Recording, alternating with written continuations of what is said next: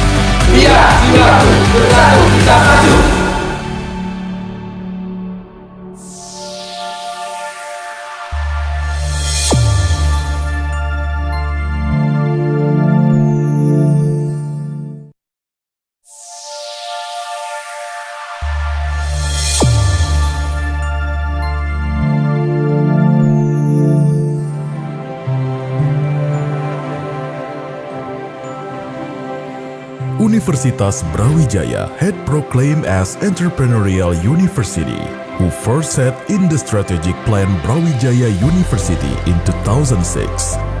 To become into entrepreneurial university, Universitas Brawijaya have to reform 3 strategic issues in the field of autonomy, national competitiveness, and health organization.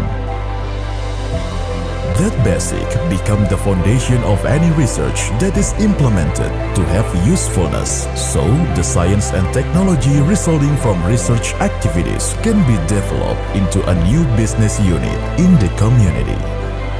As entrepreneurial university, Faculty of Administration Brawijaya University has dynamically developed, supporting the vision of Universitas Brawijaya. Faculty of Administration Brawijaya University for more than half-century has been the best trustable administrative education institution to graduate with the best bachelor degree in the field of administrative science. Dengan visi menjadikan VIA sebagai lembaga ilmu administrasi yang bermutu dan diakui oleh khalayak luas, baik di dalam maupun di luar negeri, kami akan selalu meningkatkan kualitas dan kinerja pendidikan yang berbasis pada nilai-nilai tata kelola kewirausahaan. Di dalam pengembangan pendidikan, kami juga didukung dengan adanya tenaga pendidik yang mumpuni dan ahli di bidang ilmu administrasi, memiliki latar belakang pendidikan dari dalam maupun luar negeri, atau tenaga pendidik di VIA UB juga tak jarang merupakan praktisi profesional sesuai dengan bidang keilmuannya. Mereka adalah orang-orang yang memiliki dedikasi tinggi untuk menghasilkan SDM yang ahli di bidang ilmu administrasi sehingga mampu berkontribusi demi kemajuan bangsa ini. VIA UB membuka berbagai ruang-ruang keilmuan di bidang ilmu administrasi. Di antaranya adalah ilmu administrasi publik dan ilmu administrasi bisnis. Keduanya memiliki sub-sub keilmuan yang membentuk beberapa program pendidikan yang telah mencetak lulusan-lulusan yang kompeten dan kredibel di bidang keilmuan masing-masing. Melalui evaluasi dan juga peningkatan mutu yang terus-menerus dilakukan, VIA UB diharapkan selalu menjadi lembaga pendidikan ilmu administrasi yang berkualitas dan dipercaya oleh masyarakat luas. Tata kelola keuangan dan sumber daya di Fakultas Ilmu Administrasi Universitas Brawijaya dilaksanakan secara terstruktur dengan menjadikan data sebagai landasan pengalokasian kebutuhan yang mendukung terselenggaranya proses pendidikan yang optimal. Di samping mahasiswa dipersiapkan sebagai insan akademis yang menguasai dengan baik pembelajaran di kelasnya terhadap teori-teori yang diberikan para dosen, kami juga melakukan pengembangan karakter atas minat bakat yang dipunyai oleh mahasiswa. It is my dream to complete my study in the administrative field. Faculty of Administrative Science, University of Brawijaya has become my third choice. In addition to the quality and good learning experience, graduate output has high employment opportunities to compete globally. The learning activities are delivered creatively and innovatively by the lecturers, so students can get real learning experience to provide their close-up picture of professional work. And I think this experience really helps students to shape their attitudes as the main factors in the world of work.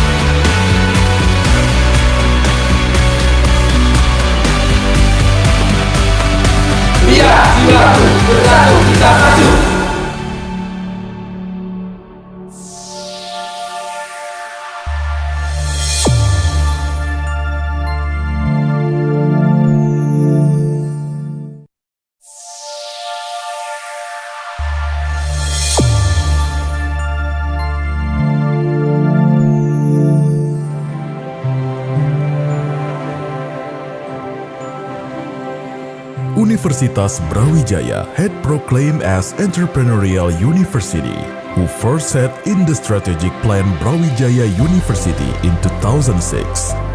To become into entrepreneurial university, Universitas Brawijaya have to reform 3 strategic issues in the field of autonomy, national competitiveness, and health organization.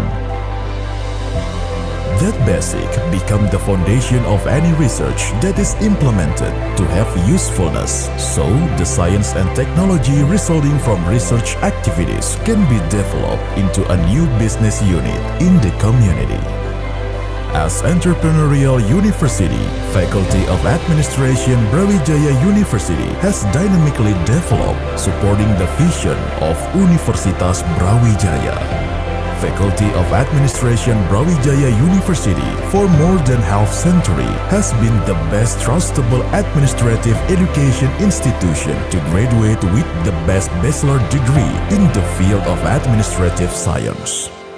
Dengan visi menjadikan VIA sebagai lembaga ilmu administrasi yang bermutu dan diakui oleh khalayak luas, baik di dalam maupun di luar negeri, kami akan selalu meningkatkan kualitas dan kinerja pendidikan yang berbasis pada nilai-nilai tata kelola kewirausahaan. Di dalam pengembangan pendidikan, kami juga didukung dengan adanya tenaga pendidik yang mumpuni dan ahli di bidang ilmu administrasi, memiliki latar belakang pendidikan dari dalam maupun luar negeri, atau tenaga pendidik di VIA UB juga tak jarang merupakan praktisi profesional sesuai dengan bidang keilmuannya. Mereka adalah orang-orang yang memiliki dedikasi tinggi untuk menghasilkan SDM yang ahli di bidang ilmu administrasi sehingga mampu berkontribusi demi kemajuan bangsa ini.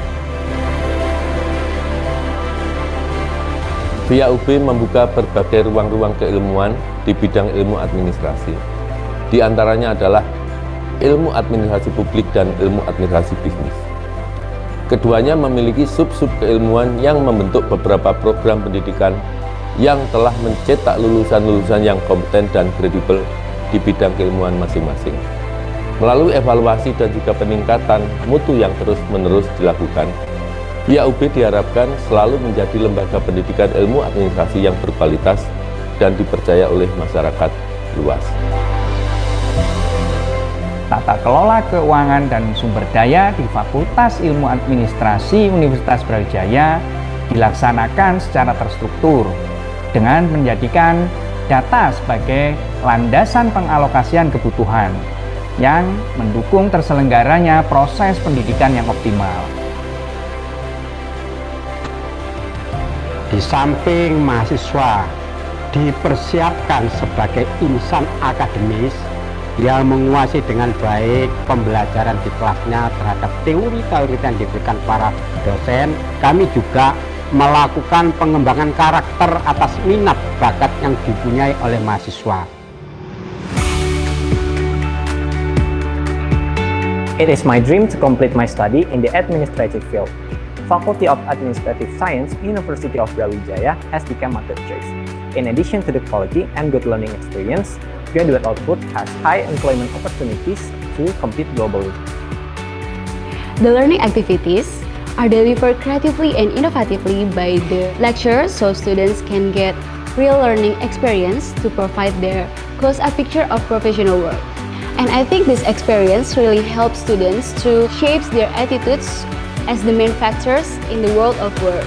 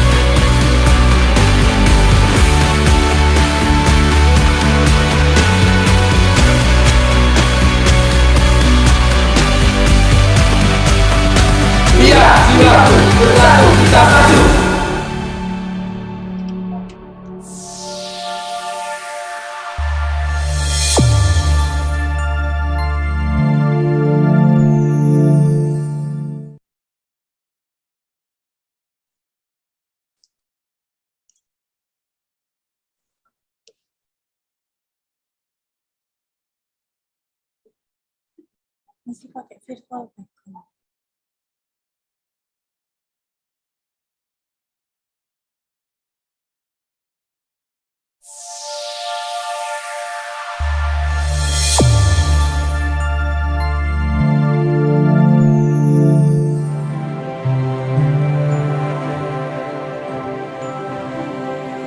Universitas Brawijaya had proclaimed as entrepreneurial university, who first set in the strategic plan Brawijaya University in 2006. To become into entrepreneurial university, Universitas Brawijaya have to reform three strategic issues in the field of autonomy, national competitiveness, and health organization. That basic become the foundation of any research that is implemented to have usefulness, so the science and technology resulting from research activities can be developed into a new business unit in the community. As entrepreneurial university, Faculty of Administration Brawijaya University has dynamically developed, supporting the vision of Universitas Brawijaya. Faculty of Administration Brawijaya University for more than half-century has been the best trustable administrative education institution to graduate with the best bachelor degree in the field of administrative science. Dengan visi menjadikan VIA sebagai lembaga ilmu administrasi yang bermutu dan diakui oleh khalayak luas, baik di dalam maupun di luar negeri, kami akan selalu meningkatkan kualitas dan kinerja pendidikan yang berbasis pada nilai-nilai tata kelola kewirausahaan. Di dalam pengembangan pendidikan, kami juga didukung dengan adanya tenaga pendidik yang mumpuni dan ahli di bidang ilmu administrasi, memiliki latar belakang pendidikan dari dalam maupun luar negeri, atau tenaga pendidik di VIA UB juga tak jarang merupakan praktisi profesional sesuai dengan bidang keilmuannya. Mereka adalah orang-orang yang memiliki dedikasi tinggi untuk menghasilkan SDM yang ahli di bidang ilmu administrasi, sehingga mampu berkontribusi demi kemajuan bangsa ini. VIA UB membuka berbagai ruang-ruang keilmuan di bidang ilmu administrasi. Di antaranya adalah ilmu administrasi publik dan ilmu administrasi bisnis. Keduanya memiliki sub-sub keilmuan yang membentuk beberapa program pendidikan yang telah mencetak lulusan-lulusan yang kompeten dan kredibel di bidang keilmuan masing-masing.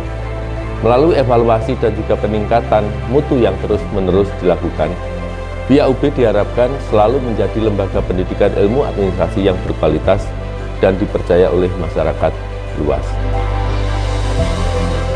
Tata kelola. Assalamualaikum warahmatullahi wabarakatuh. Good morning, ladies and gentlemen. The Honorable Dean of the Faculty of Administrative Sciences, Associate Professor Andi Fefta Wijaya, PhD, the Honorable Head of Business Administration Department, Faculty of Administrative Sciences, Associate Professor Muhammad Iqbal, BBA, the Honorable Head of Study Program, Business Administration, Faculty of Administrative Sciences, Professor Dr. Muhammad Saifi, the Honorable Associate Professor of University Technology Malaysia, Associate Professor Dr. Rama Zaidi Rozak, and all their guests. Ladies and gentlemen, my name is Monica Nella. It is a wonderful and precious chance for me to be your Master of Ceremony in this morning on Saturday, 10 of September 2022. Welcome in our big event, 3-in-1 of Business Study Program with the theme Bolstering the Role of Artificial Intelligence in Digitizing Business Service. First of all, let's say thanks to God, who has been giving us guidance, happiness, healthy, and mercy.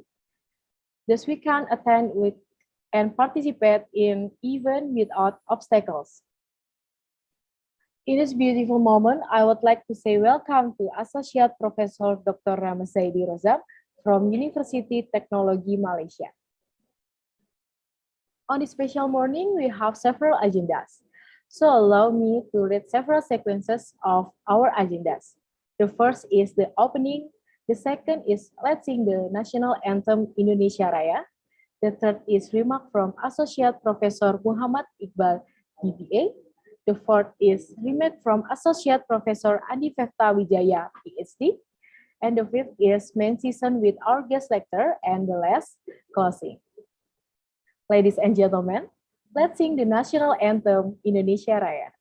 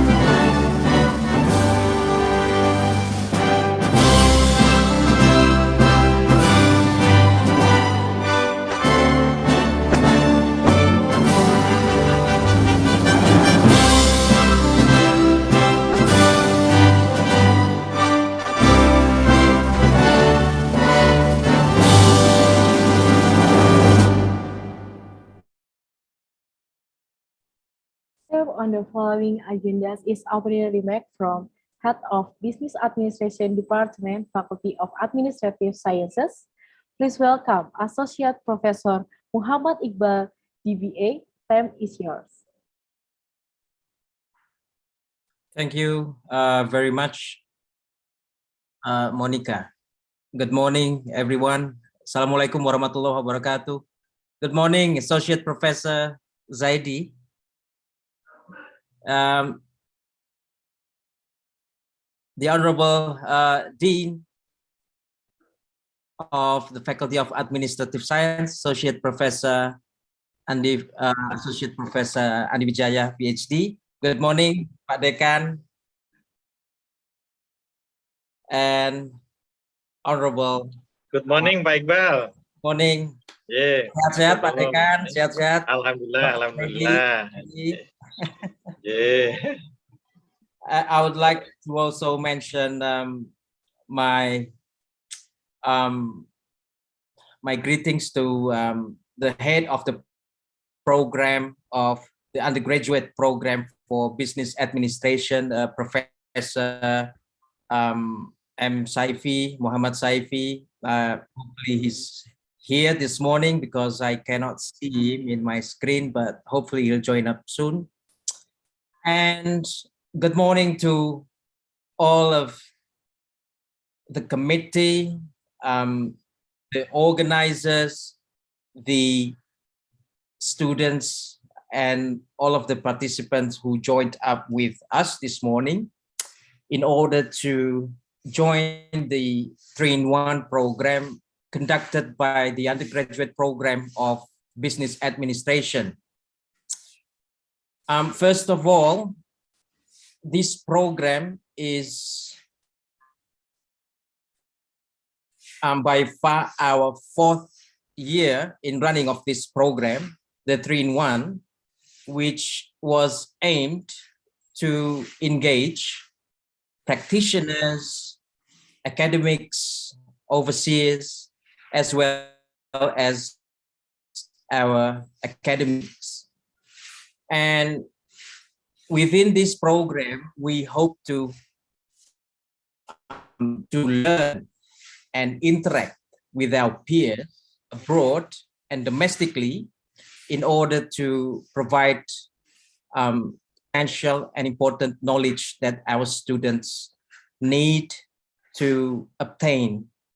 And I believe that this morning we are welcoming one of our experts, in the context of information system, Associate Professor Zaidi.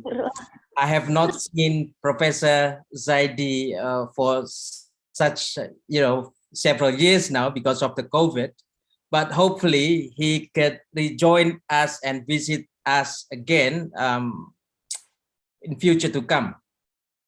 And because of the theme is bolstering the role of AI in digitizing business services, we believe that the trend, it's not becoming a trend when people say about, when we talk about artificial intelligence, digital technology, digital business, but rather it has now become a must or a necessity. We cannot see that digitization is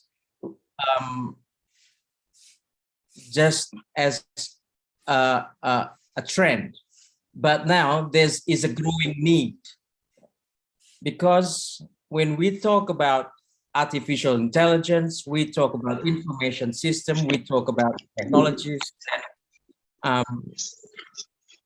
Our students, although they are mostly a digital native, but the knowledge behind it cannot be taken for granted. So that's why I urge every lecturers of the business administration department, I urge every students who joins with who joined up for this program within a few or several weeks to come, to learn, to comprehend, and to further interact with experts in this area on STEAM. Because when we don't endeavor, or learn more about AIs, about the future of business and the future of work, the future of knowledge itself, then in years to come, it is believed that we would become inexistent or irrelevant. And I believe that with his expertise, all of our peers who joined us this morning and for several weeks to come, including Professor Jaidi, will talk more in depth about importance of data analysis, importance of computations, because we both have been engaged in digital entrepreneurship for quite a while now, and it's very I'm very happy to see him. I'm very happy to see Professor Zaidi with us today. And Pak Dian, hopefully we can invite Dr. Zaidi in future to come when there are no more restriction for mobility, especially international travels. And thank you for Pak Dekan as well, who has been much of a support in supporting our activities as well as the implementation of such program. And hereby, on behalf of the Department of Business Administration, I would like to thank and say my greatest gratitude for everyone involved and joined up this morning for the 3-in-1 program. Thank you very much. Good morning. Stay healthy all.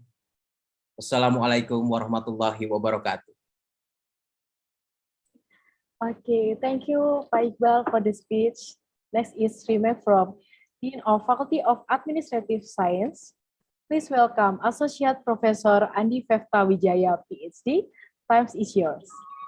Baik, terima kasih. Bismillahirrahmanirrahim. Assalamualaikum warahmatullahi wabarakatuh. Selamat pagi, salam sejahtera untuk kita semua. The Honorable Guest, Associate Professor Dr. Rames Zaidi Rozan from University Teknologi Malaysia, the Honorable Head of Department Business Administration, Bapak Associate Professor Muhammad Iqbal DBA, the Honorable Head of Study Program in Business Administration for undergraduate level, Bapak Profesor Dr. Muhammad Saifi, and the Head of 3-in-1 program for undergraduate in Business Administration, Ibu Nur Imamah PhD, and the moderator Bapak Inggang Perwangsa PhD, all lecturer who join in this activity, and also all students who already involved in this activity. Thank you for the very prestigious event and very important topic about bolstering the role of artificial intelligence in digitalizing business services. This is, as the Pak Iqbal mentioned, very, very important topic, and then the advanced issue currently. Artificial intelligence alongside with big data, with Internet of Things, and also with the blockchain, currently become the big agenda that we have to talk, in the progress of business services. As we know, our situation currently, the situation that what we see as the society 5.0, we are moved from information society to society 5.0. In the era of society 5.0, we try to elaborate between cyberspace and also with physical space. Not in the current era, in current information society, between cyberspace and physical space, relatively still spirited, even not entirely, but in some cases still spirited, because we access to cyberspace from cloud, and then we access usually individually. But by using artificial intelligence, we can combine, we can connect together between cyberspace and then physical space. So it helps us to interpret everything easily. So that's why artificial intelligence is the ability of machines to use algorithms, to learn from data and use what has been learned to make decisions like human. All systems that think like human, system that act like humans, system that think rationally, system that act rationally. That is artificial agency. Then we will talk about this in the business services, and this is very important information that will be discussed by Professor Rames. I hope that we can learn many things from Professor Rames. I'm glad that you are here. You will give your knowledge and also information related to the very important topic to all of us. We are welcome someday that you will come here by luring, so we can see each other. Maybe next time we also will visit you in Malaysia, when the situation already normal, clearly normal. Hope we can visit you in Malaysia. Okay, everybody who already make the activity today accomplish, I would like to say thanks. Thanks to the Ibu Imamah and team. And this is very good event to all student and lecturer who involved today. Welcome to the event, and then I hope that we can get many knowledge and information today to grow up our thinking about what is the role of artificial intelligence in digitalizing business services. Otherwise, we will left behind. If we not try to catch up, the progress in this very important topic. Okay, I would like to close my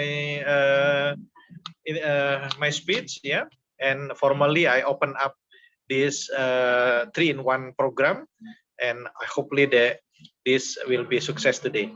Thank you. Wassalamualaikum warahmatullahi wabarakatuh. Thank you, Pak Andi, for the speech.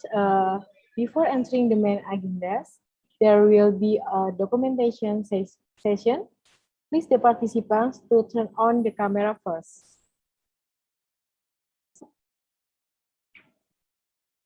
Untuk sesi dokumentasi akan saya pandu.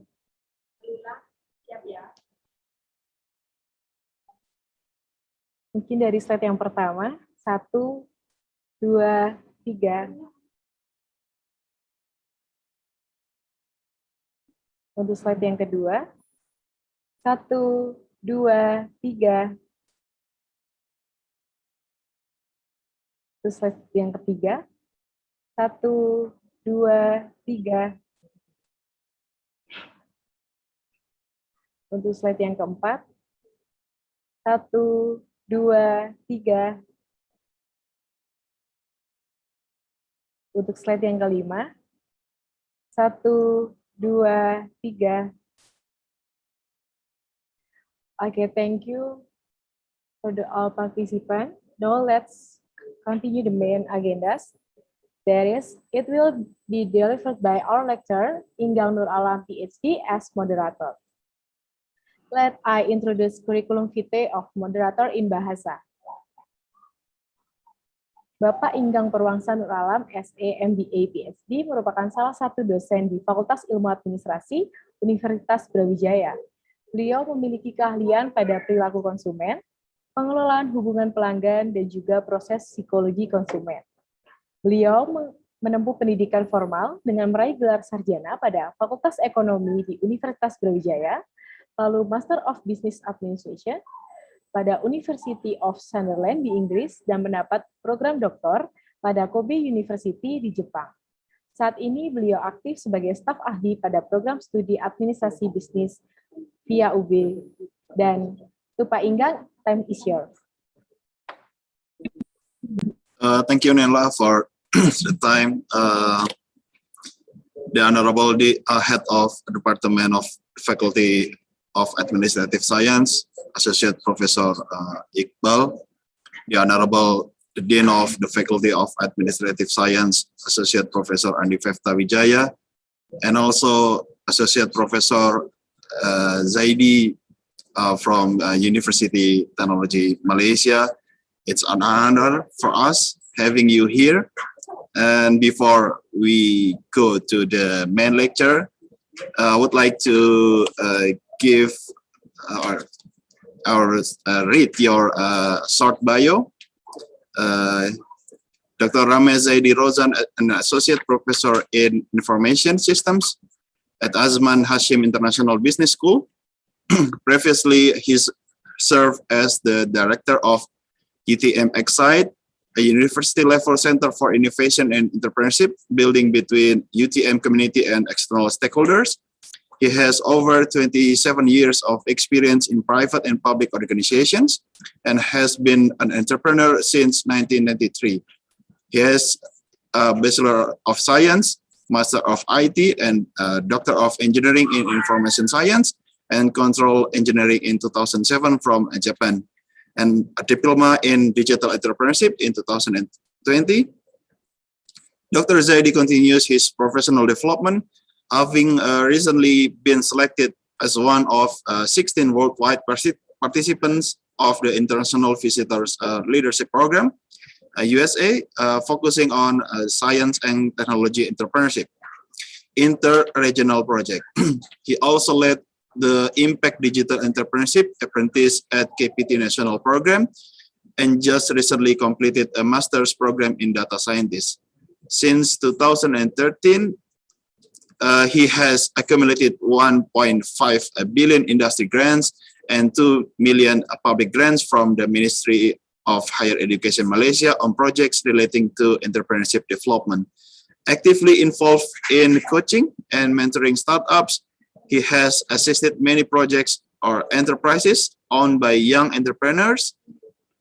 This applies mainly to technology-driven enterprise within the domain of computing and electronics. Dr. Zaidi, as I called you, if you remember me, we once met in Malang, Indonesia. We are truly happy, pleased, and honored to have you now to give a lecture about computational thinking in entrepreneurship.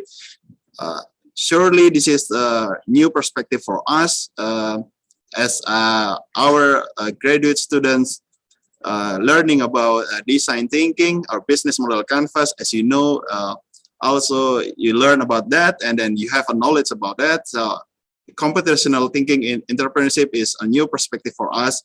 And today this is a chance for us getting a lecture from you and getting an insight from you about this lecture.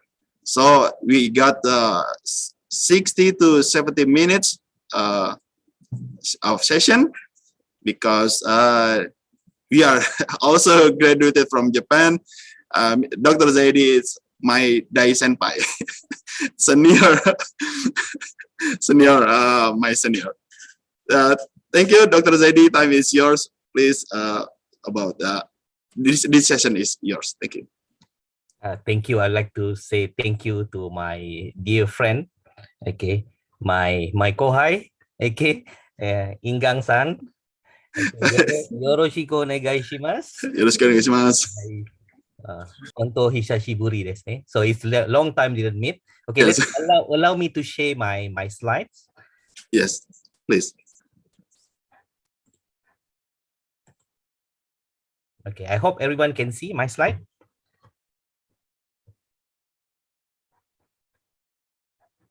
It's still on process. Oh, okay. Okay, while waiting for that, so I would like to appreciate and thanks to the Honorable Dean, Associate Professor Dr. N.B. Wijaya, and also my dear friend, okay, Head of Department, Associate Professor Dr. Iqbal, okay, and of course Dr. Wiyata, who has been helping me in what they call assisting me in arranging the presentation, and my fellow friends, okay, who has been a long time. The last time I was there was I think 2018, okay. Yes. And my fellow friend Pak Brili, okay, who is now doing his PhD, and also our the former Dean Prof Bambang. So I'm happy to meet. Is it okay? Can you see now? Is it still in process? Still processing. Yeah.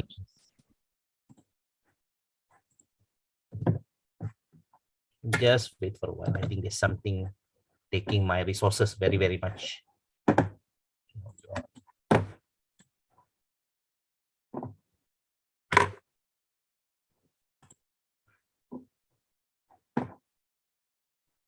Just give me a minute. Let's try again. Okay.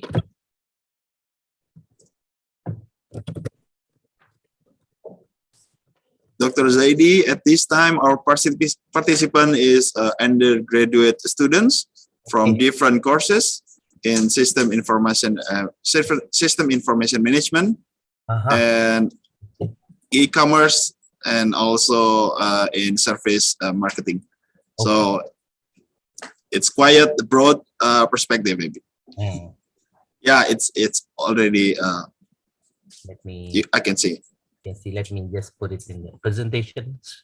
Yep. Yeah, it's on the screen. Alhamdulillah. Okay, so Alhamdulillah. So thank you very much. Okay, I also like to thank our MC, Miss Monica. Okay, all right. So let's share. I will do some sharing here. Okay, okay. I think the word computational thinking, sometimes it creates some kind of what they call, people say, I shouldn't go into computing. I shouldn't go into something, let's say, computational, because when I was doing this in, I think around 2016, I was actually invited to become, what they call, to join a program. And at that time, I was in the first batch. Around 30 of us was certified by the Ministry of Higher Education, and also by MDEC, Malaysian Digital Economy Corporation, who is actually a big organization who's taking care of digital movement in Malaysia, as a computational thinking and computer science master trainer. So at that time, it was I heard the name of computational thinking. I was like, what is this all about? Of course, I'm from computing faculty. At that time, I'm 15 years in computing. So I was like, what is this all about? So asking a lot of questions to myself. And later on, what do you call, to put some appreciation into that, because we are always open. Okay, all of us here, I believe. Okay, I've been to University Brawijaya, a very beautiful campus, and you can, of course, you have a very beautiful Mount Bromo.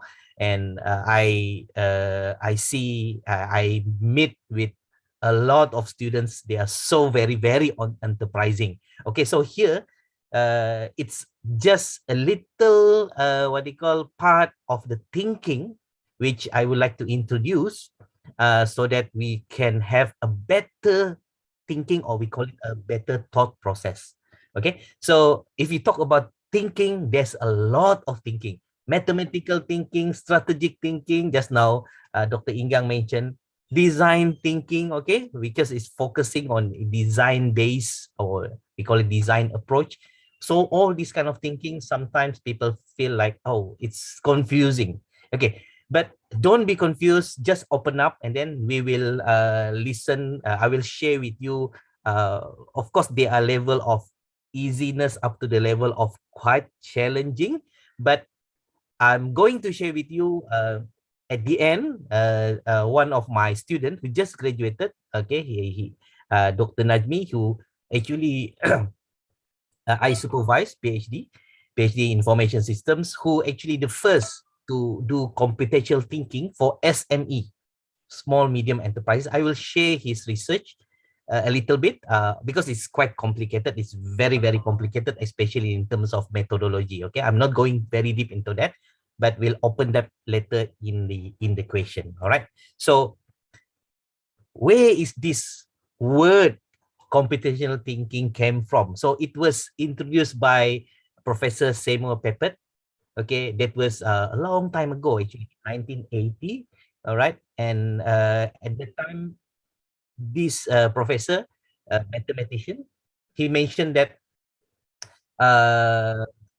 he claimed that computational thinking will help define the relationship between a problem and its solution. This is actually very powerful, because if we look at a lot of presentation on computational thinking, a lot of people will talk about Steve Jobs. Okay, Steve Jobs actually telling, they will put actually a poster of Steve Jobs stating that it's the thinking, we don't need to code. Okay, it's not compulsory to do coding, to do all the programming, but it's very important to go through the process so that we can have a better thinking style. Or that is actually very much related to computational thinking. Okay, but please bear in mind, we are not learning computational thinking to become a computer. Please bear in mind.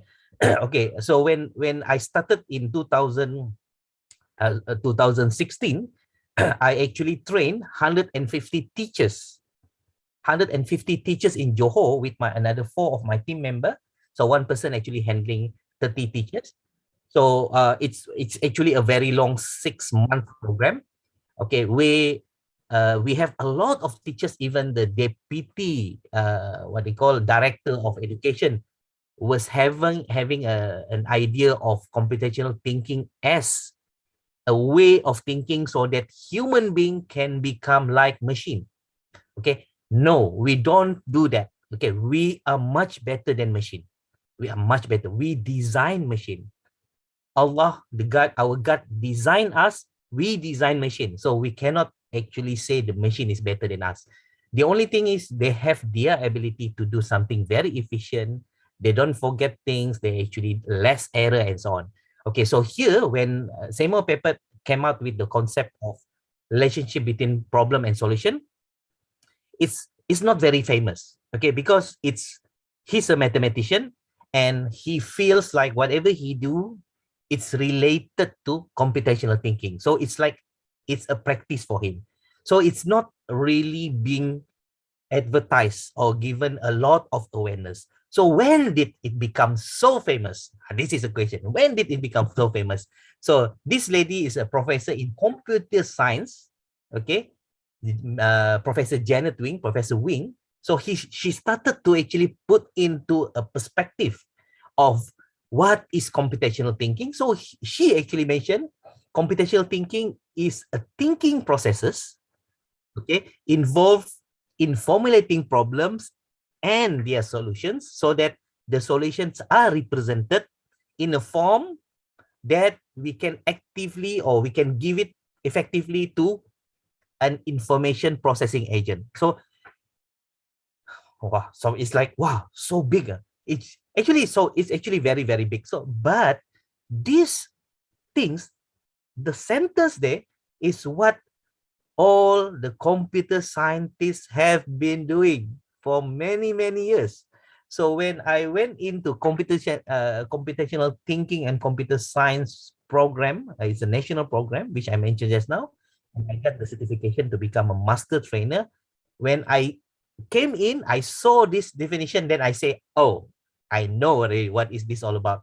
Okay, because, but when we know, but we keep it in ourselves, let's say I'm from computing, I keep it in myself, it's not a good, what they call, it's not really a good academician because I just keep it with me. And then I was like, oh, why it becomes a big thing? All right. So based on our honorable dean, okay, Professor Andy mentioned about what they call IR 4.0 or all this digitalization and so on.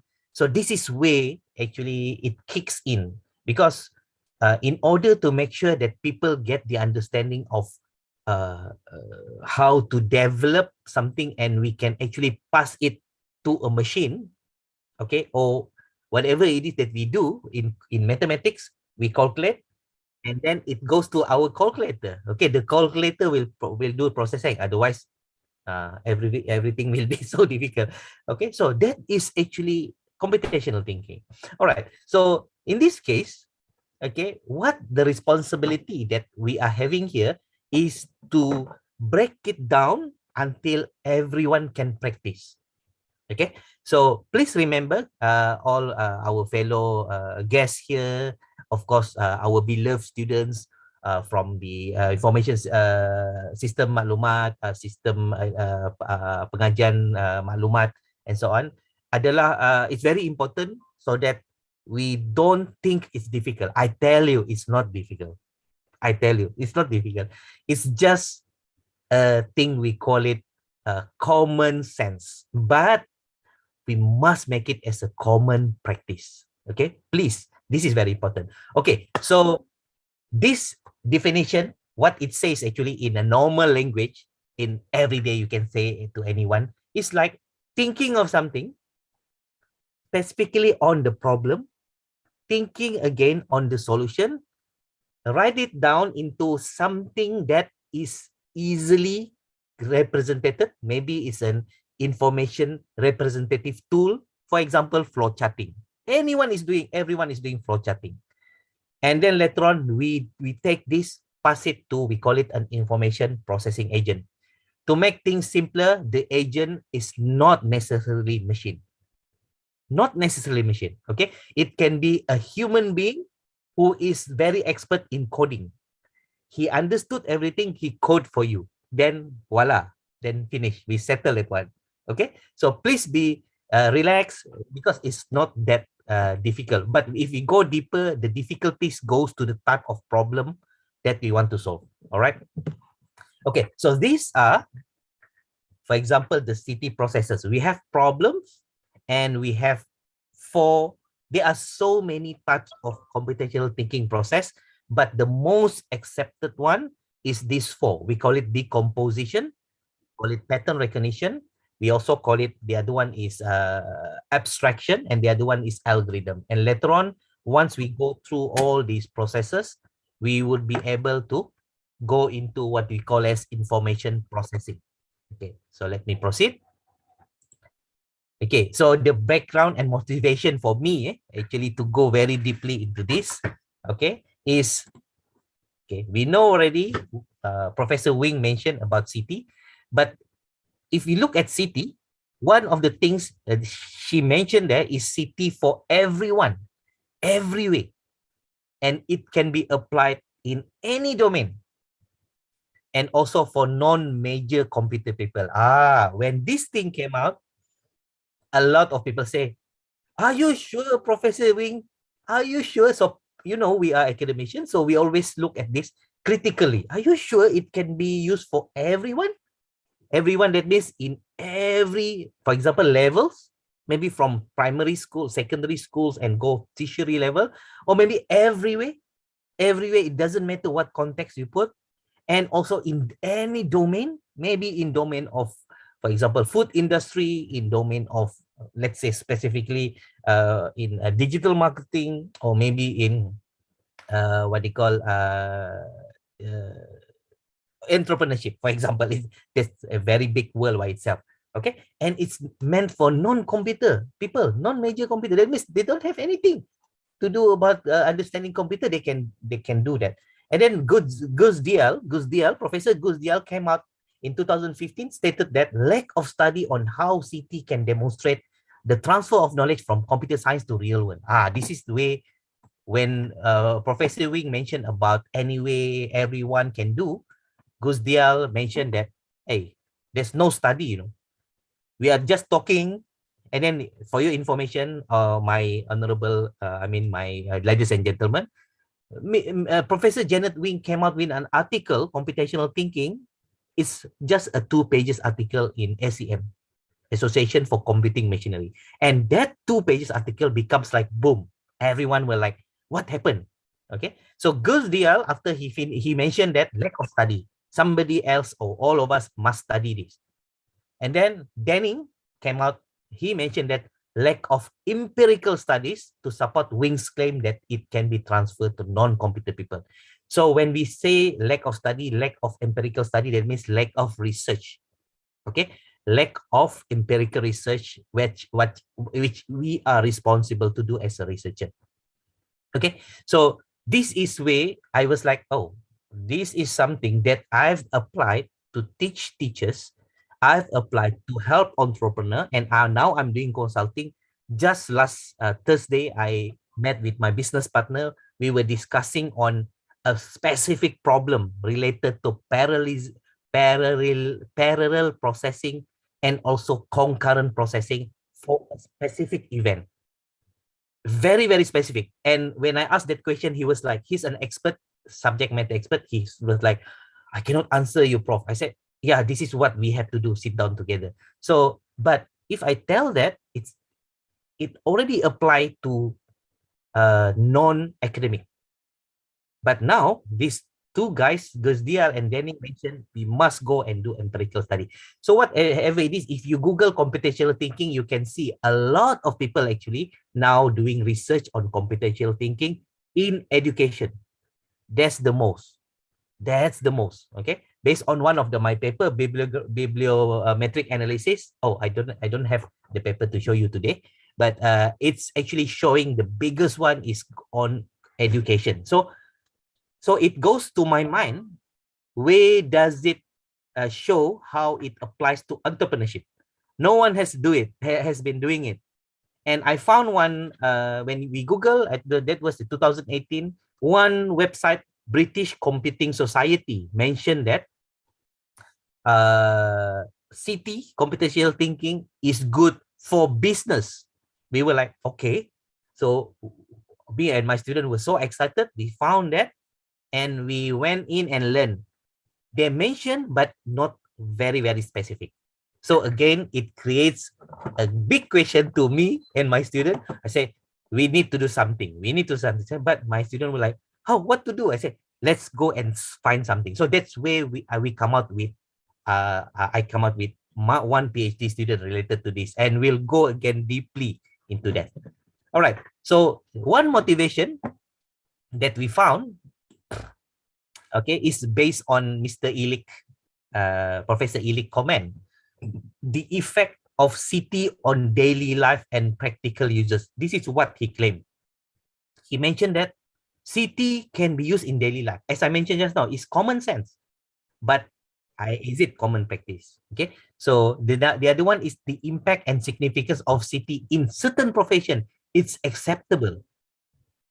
Frankly speaking, when I was doing the certification of computational thinking, we actually apply computational thinking even for history subject. Don't be surprised. CT for history subject.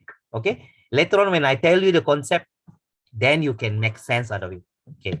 So what is actually computational thinking? So it's a little bit, okay, I put it in one page. Okay. What is it? It's the thought process I mentioned just now, but this is in a different way to formulate problems and expressing its solution, which can be passed to an agent. Okay, when we say pass to an agent, either it's a machine or a human. Okay, this is one of a very highly cited paper.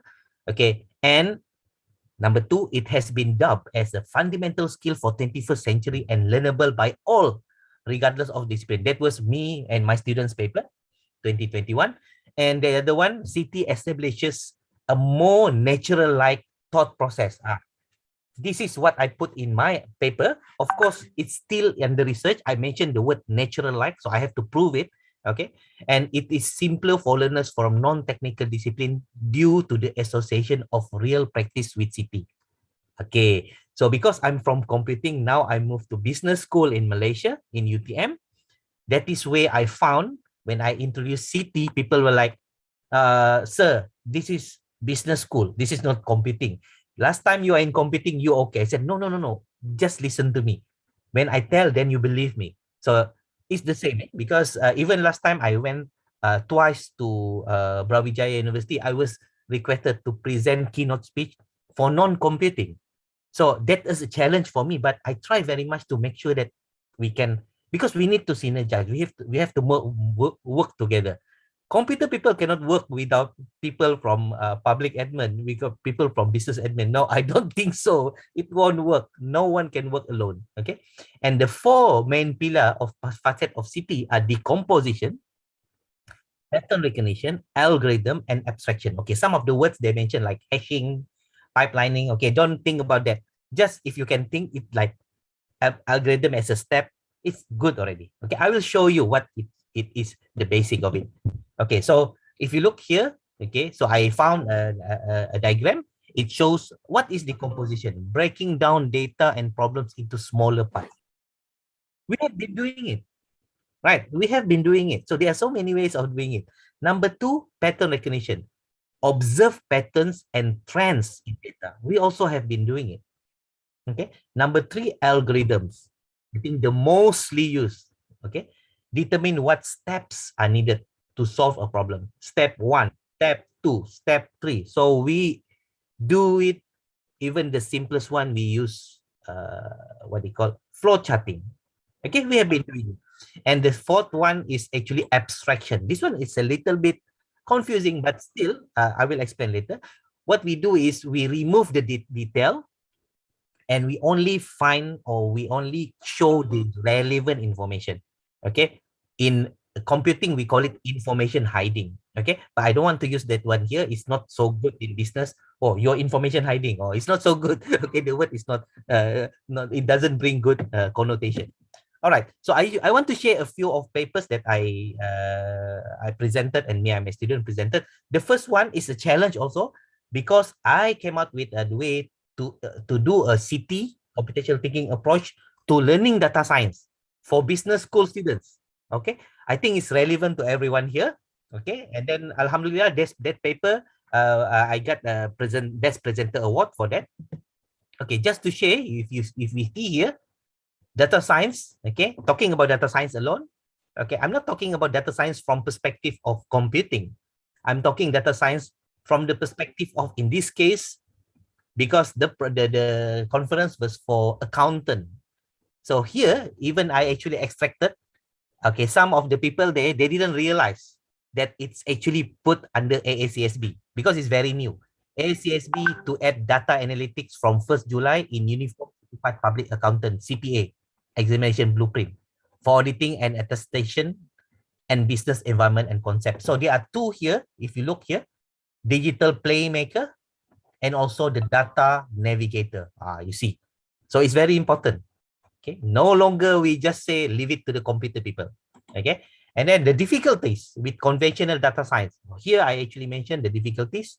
Okay. Because most of the approach currently used, it's based or it's fitted for CS, IS, and IT technical domain students. Okay. So this one professor mentioned, Ponaras argued that the highest challenge to learning data science is the ability to perform data processing and visualization. This involves the manipulation of data until automatically or at least semi-automatic, which certainly requires computational skills. So this is where a lot of people like, please don't tell me about this. Okay. But frankly speaking, every one of us, either you are computer people or non-computer people, we are now must deal with data. We must deal with processes. Okay. And we must find ways to have a good efficiency and effectiveness. And the third one, the ability to code has been argued to associate with the cognition. Okay. Our thinking. The way of learning things, strategize and act. Therefore, CT fits to the position nicely. So what happened here?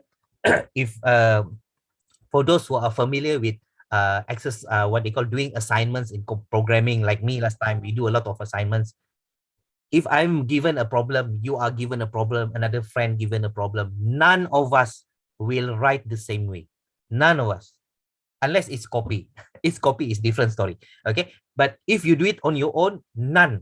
You will not get the same way of thinking. Some people, they can go do like 15 lines to solve something. Maybe me like 25. Some people can do like 7 lines only. So very powerful. And it's very efficient. Okay. So because they think like now, how we think of a problem, if it's very messy in our head, we cannot entangle, then we have problem. We just keep and sleep with the problem. So we don't want that. We have to start from there, thinking straight. Okay. So in this case, number 4, however, CT never limits only to coding, but rather universal in nature. This is the thing that we want to say. And it's also mentioned not only by me and my student, mentioned by Wing in 2006. Okay. So this is just a comparing, because many people were like want to understand computational thinking and mathematical thinking. They are overlapping. The problem solving part, the modeling part, the data analysis, the statistics. We have a lot of statistics is very important in MBA, in public administration, in all fields. But I can see people in business, they have very, very strong, okay, quantitative analysis and so on, and it requires all this. All right. Okay, I will show you a little bit how I actually do in this paper. Okay, application of CT processes for data scientists. Okay, so decomposition we know already. Okay, so normally when people get a data set, they get overwhelmed. They feel like, oh, it's too much. Why so many? Let's say you receive an Excel file.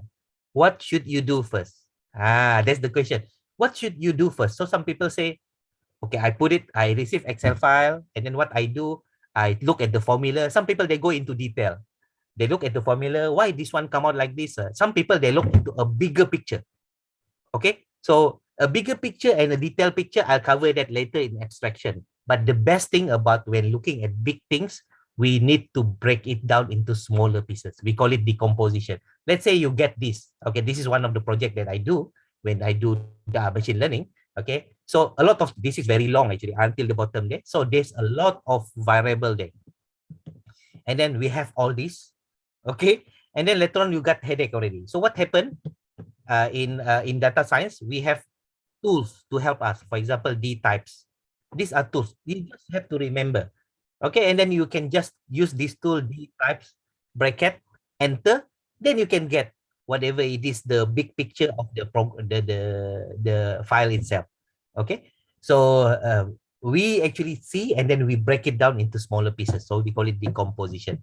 And then pattern recognition. Everything that we break down, we can spot some pattern. Okay, they must be similar. If they are not similar, that means there's unique. Also, there will be case like that, but most of the problem always have similar and repeated, or maybe some outliers. Okay, so we actually, for example, we use looping. We loop the data and then we see whatever it is there. For example, we use this. Okay, we use that for column in cat. Of course, you see, I have to remember this, maybe like this,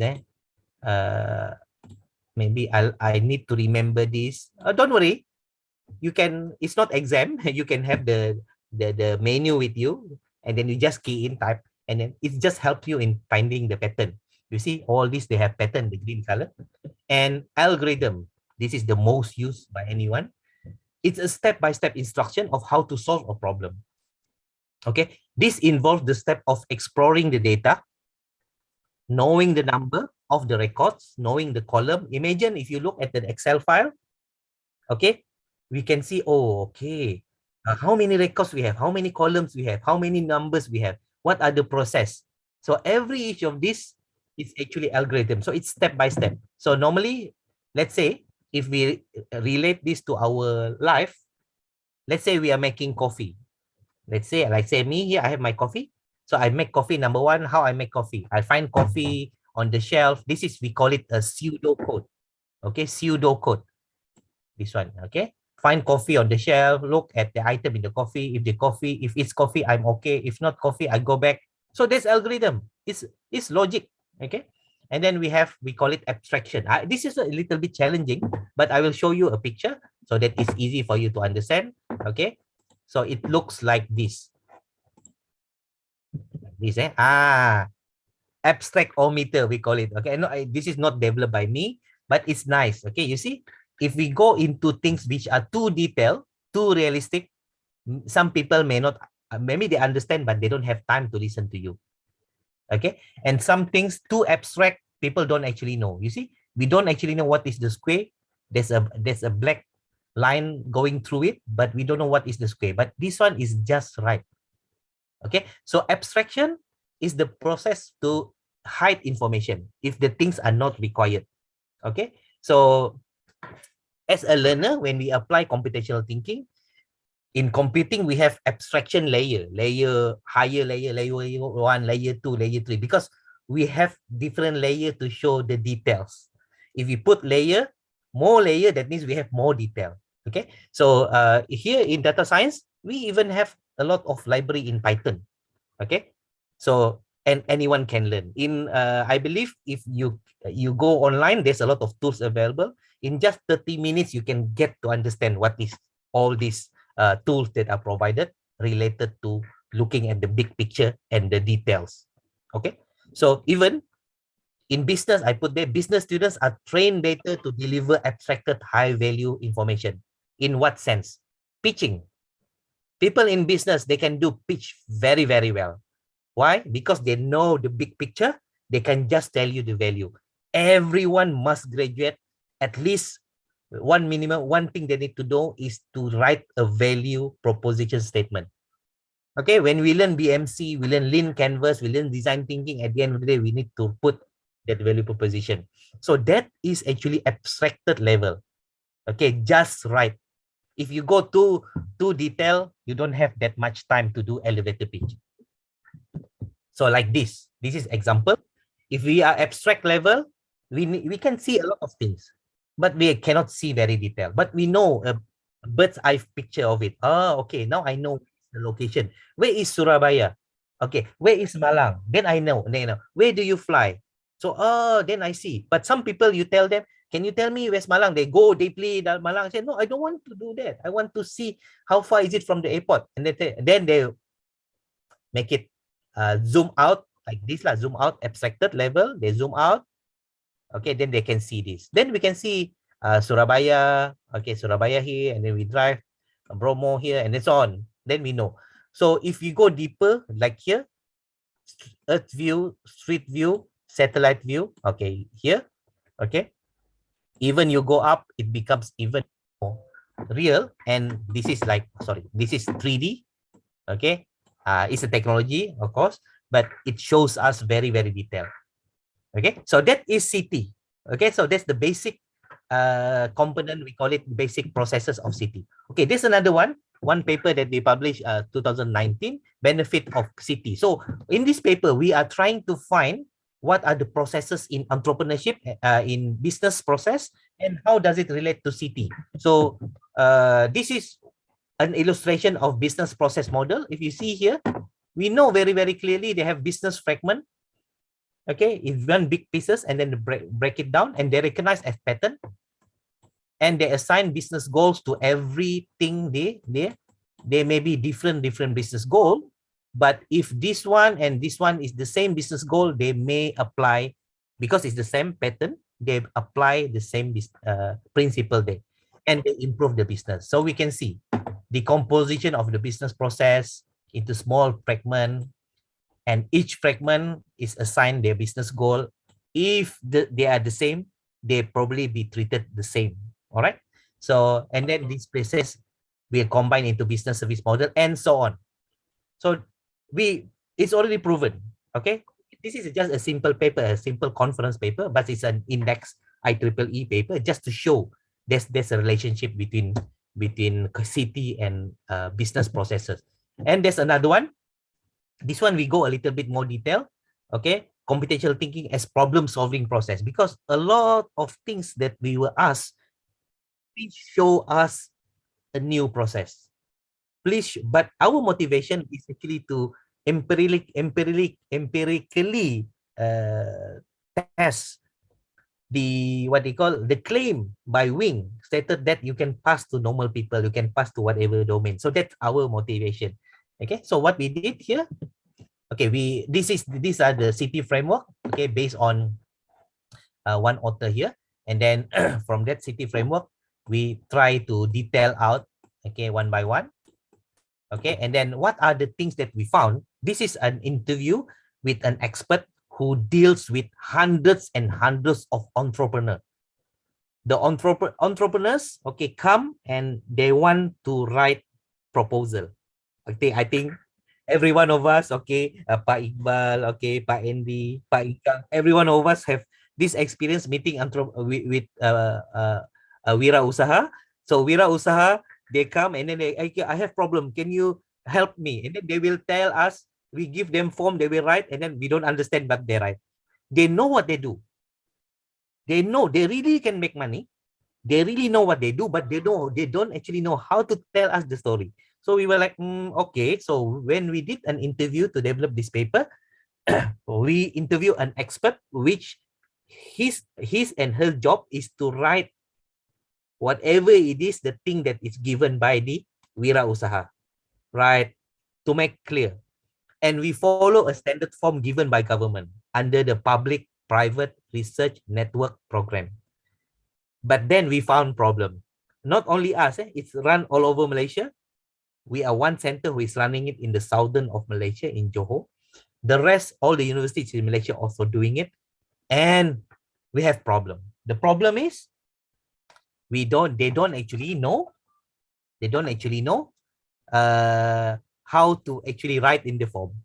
If they write, even you put objective, they don't actually know what is objective. Even you put problem, they don't actually know problem. So it's like talking to them and then telling them, teaching them how to start doing research. So we were like, oh my God, so many of them, hundreds of them. You imagine in one of the year, we got the highest in Malaysia, 153 Wira Usaha company came to see us. The micro, small, medium enterprises. Okay, so this Wira Usaha, the company and the guy, the owner, and some of with their kids come explain. Some of them are very educated, easily for them to explain, but some of them, they're just normal.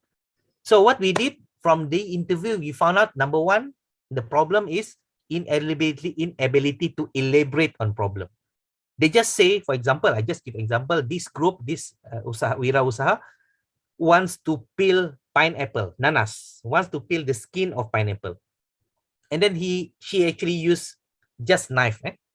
And then she said, I have problem. What's the problem? We use knife. So what's the problem? So every when she mentioned we use knife is not good. That's all. But we say, hey, but people also use knife. Anything, people use something to cut. So she knows the problem, but she don't know how to actually explain. But this is where we help them to elaborate the problem using decomposition, pattern recognition, and abstraction, one by one. Okay, and then they don't have SOP. Step number 1 is what? Step number 2 is what? Step number 3 is what? So we help them to design algorithm as SOP. The third one is helping them become aware and also help them to advocate about the benefits of city and its element. Okay, that is very challenging because if you know human, okay, so awareness is number 1, so challenging. All right, so we came up with an illustration. Okay, we actually it's from Nadali, but it becomes very clear or how we actually can help getting all this and put it in a way that information processing agent can work. For example, there's a problem here, and then we have our thought process. We specify into document, then we pass into a information processing agent, either machine or human. Okay, so don't worry. I think all of you have heard the role system analyst, SA, and business analyst. This is what they do. I'm actually a certified system analyst and business analyst.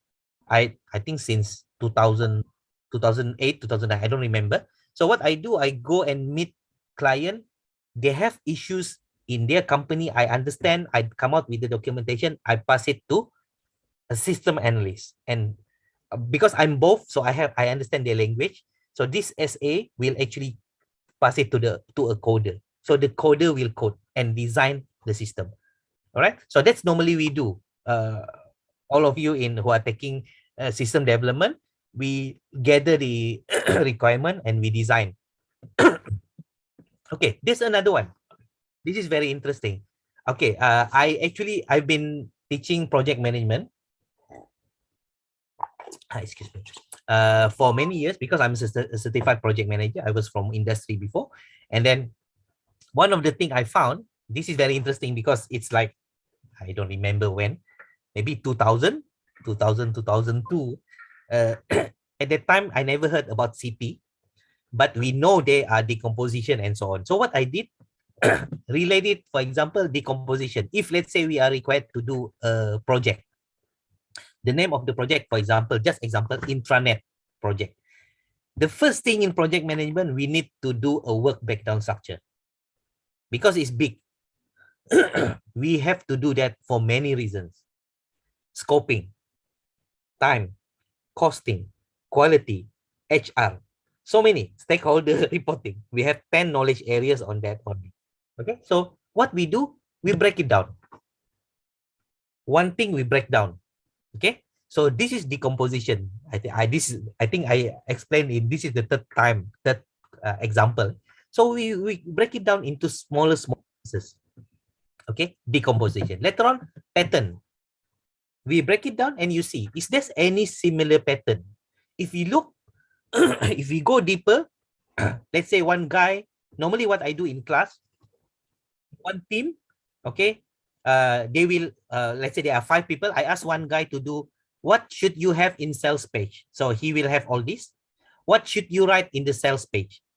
Let's say she's doing alone, and then there's another guy also. What should you write in your homepage?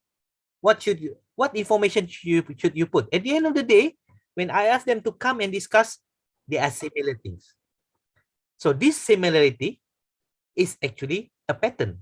Okay, so we have that. Even the images, we have that. Don't only talk about this as a system. Even the document which we submit for report, we need to put information about sales page. You can see. So if you are, I go specific on digital marketing. Okay, just last, when was that? Friday. Yesterday, I help my friend register a company, a business. Okay, so so before I tell him, before I set up, I say the name. Before you choose the name, of course, the name must be good. Before you choose, you have to find whether it's available in FB, Instagram, okay, and domain name. They say, oh, should I do that? I say, yes. If you put one and then suddenly you you register company, you have to pay so expensive. Okay, here the PLT, it's like 1.5 million rupiah. The register for PLT. If you register for private limited, oh, that's expensive. It's like 3,000 ringgit, 10 million rupiah. So expensive. Okay, and then we cannot afford to put a name, and then suddenly there's no domain available. So you see, when you know all the things that should be there, so they are similar pattern. Okay. So here, if okay, there's no pattern, and then let's add algorithm. How are we going to arrange this? So let's say we are talking about organizing this project into product. So there are product, we call it the website design, the homepage design, the marketing pages, sales pages, and so on. That is based on the product. The other one, we can arrange, because algorithm is step by step, right? We can arrange, it's up to us actually, to arrange based on phases. So the phases here can be level 1, the concept. Level 2, website design. Level 3, website development. Level 4, rollout. Level 5, support. This is very, very time-based. Then you can actually put whatever it is, the step one by one. And it's very common in project. So many, all of us are doing project. Okay. So what happened? We actually put dependencies. We put which task to finish and can go to the other one. Which task can start with the other one together. Which task can finish and then then the other also finish. Or this one a little bit challenging, which task cannot finish until the A starts.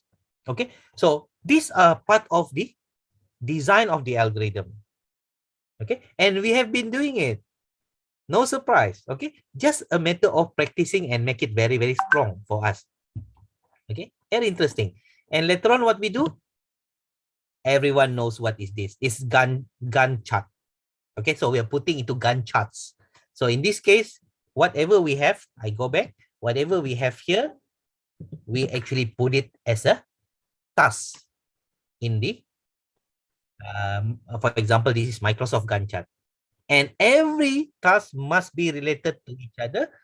And how does it relate? It can be start and end, start and start, end and end, end and start. There are 4 things there. Okay, very nice. Okay, because this is where we learn about parallel, something we do together, or concurrent. Concurrent is actually different. Some people say it's the same, but it's actually different. If I explain, it's different. All right. So the other one is abstraction. You cannot go and talk to your, for example, information about your project, tell everything. So normally in project, we have what we call it project charter. So this document of project charter is somehow, we call it a summary of what the project is all about. Okay, so we have the project title, we have the project start and finish, what are the project manager, what are the objective, what are the approach, whose role, and actually there are more, whose signature, and what are the what they call, hope they will write. I hope the business will get better when we finish this project. So this is abstraction. So you can see, I use like already 3 kind of example. All right. First example on the data science part. Number 2 example on the what they call normal part, the first one, and then the third one is actually on the on this what they call project management. All right. So okay, this one is a little bit heavy, but I try to make it simple. Okay, how many minutes left I have, Dr. Inga? It's about 15 minutes. Okay, good. That's nice. All right. So my student just completed. I think just last week he got the Senate letter.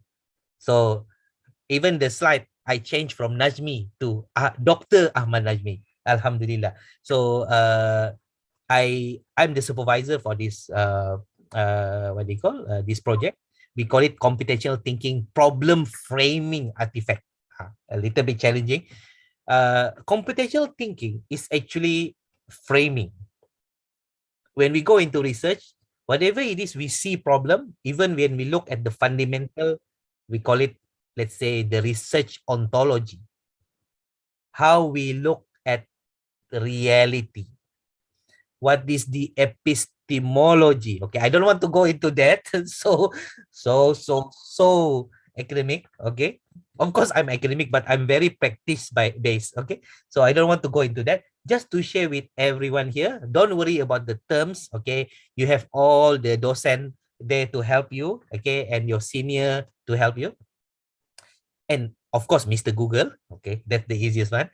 Okay, the most important thing, whatever it is that we put in our mind, we have our belief, so we frame it.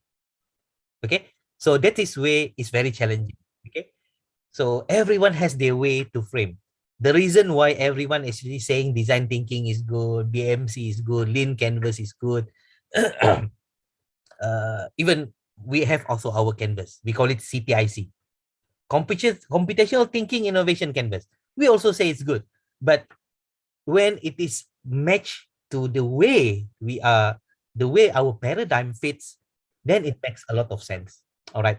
So this topic is computational thinking problem framing artifact. What is artifact? In this case, artifact is something that we want to improve. Okay. So specifically, just now I mentioned there's a form which everyone all over Malaysia write. For the wira usaha, they will write form. We improve the form, we put computational thinking element inside. Okay, and we come out with first version, second version, third version. Okay, let me go and show. All right, so what happened here?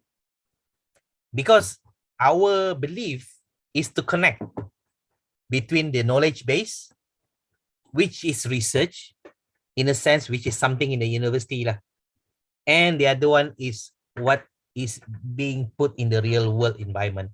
I'm a believer of what it is being studied in research is directly related to what can be solved outside. I'm a believer in that. Okay. Because I believe that the value, let's say in this case, we have the real world environment and we have the knowledge gap. We are building our premise on this kind of research. Okay. So we know already, my motivation, of course, lack of study on how CT can demonstrate transfer, okay, on what they call to the demonstrate transfer to from CS computer science to others, and then lack of empirical studies. All these are our me and my students dream. We are motivated by that.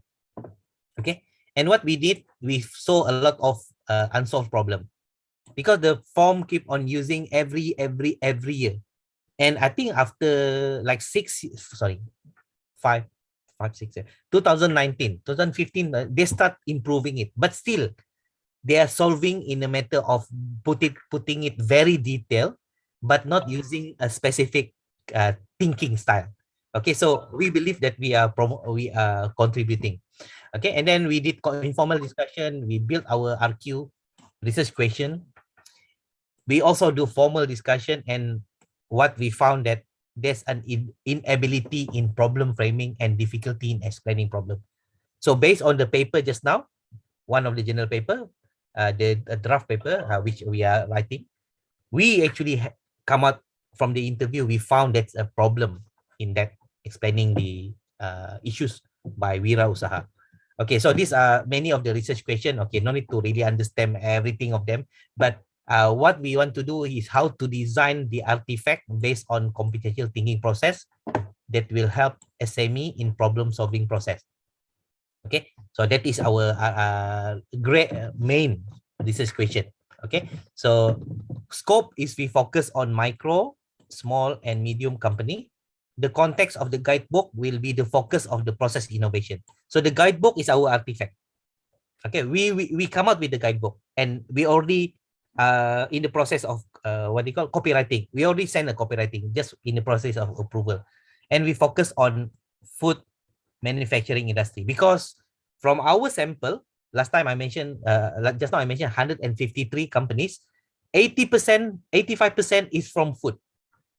Malaysia is, everyone wants to do food. I think in Indonesia also, because I think in Malaysia, Indonesia, we have a lot of good food. So everyone wants to do food. Okay, curry puff, popia, big popia, and then one of my entrepreneur Wira Usaha friend came.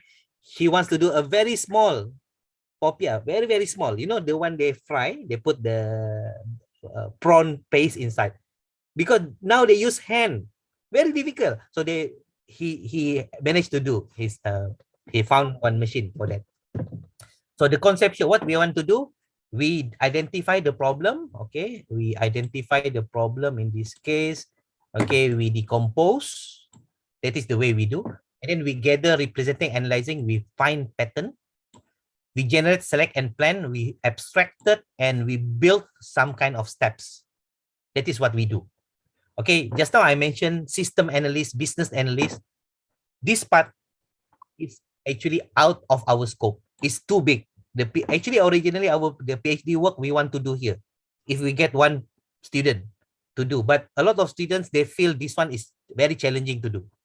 What they want to do survey, do questionnaire, and get PhD. Okay, this is challenging because we use design science research. Very, very challenging. So anyway, this is the part that we do. The one that we pass to business specialists is the guidebook we pass to them. We don't do all these things. It's out of our scope. So the method, as I mentioned, we use design science research paradigm.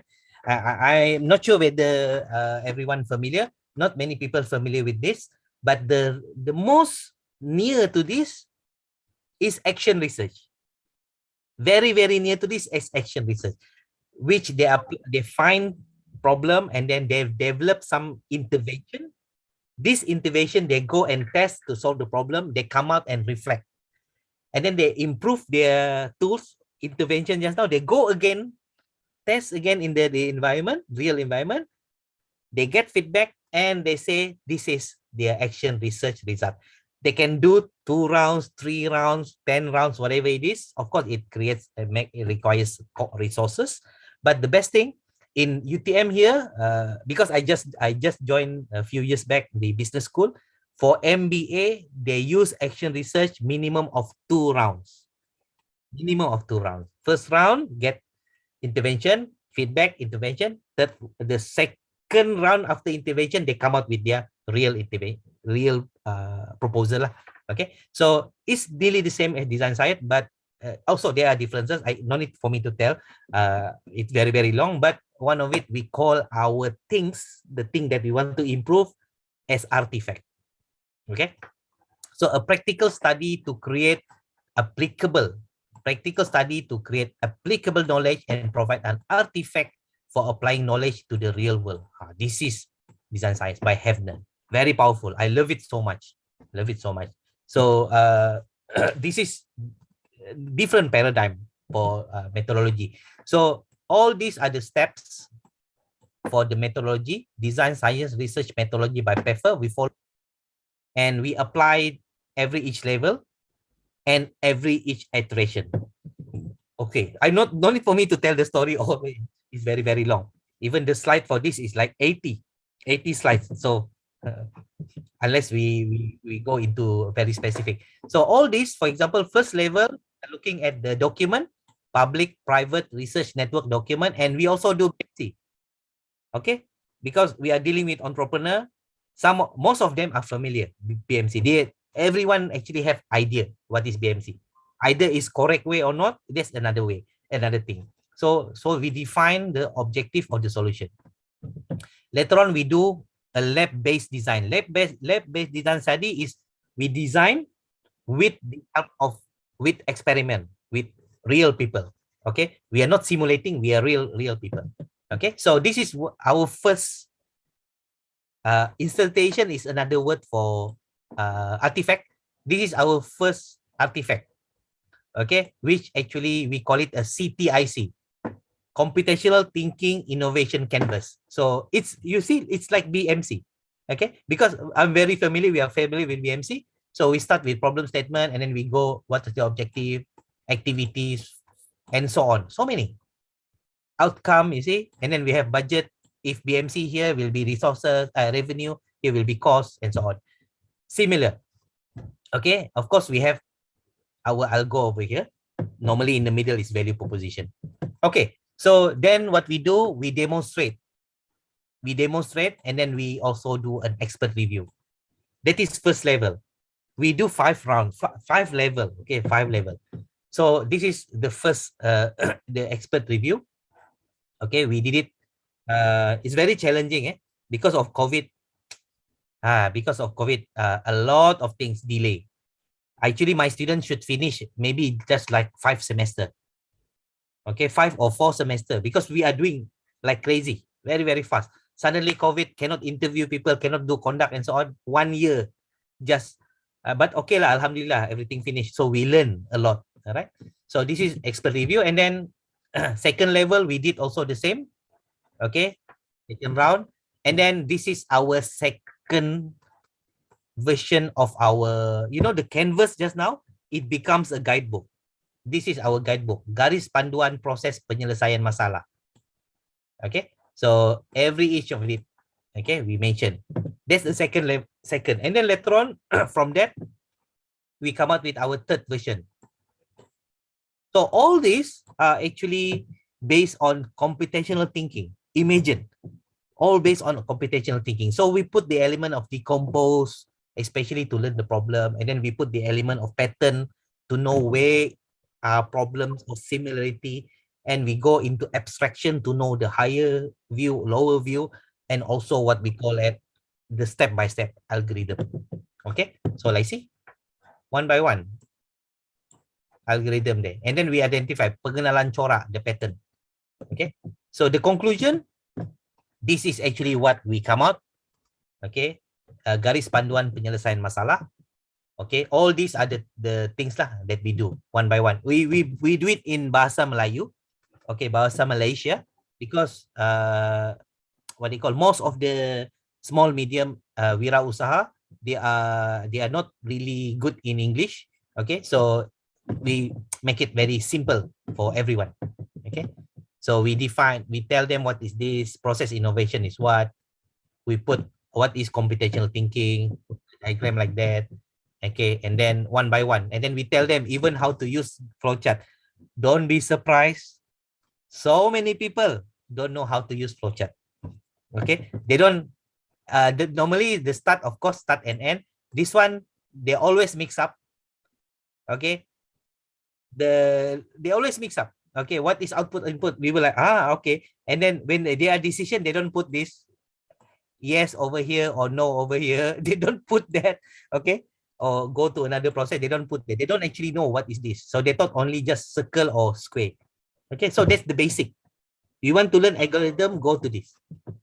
Okay, so like this, one by one. Okay, number one, ringkasan awal, decompose, pattern, and then we decompose again. Okay, and then we go the algorithm, and we come out with the suggested. Okay, so all these are the third version. And actually finish PhD, but we feel this one we can improve a lot. We are going to improve again, because I'm applying it to one of the company which just now I mentioned. It's actually a horse farm. Horse, kuda. So I'm going into that very, very deep, and we are, what do you call, we got full support from the owner.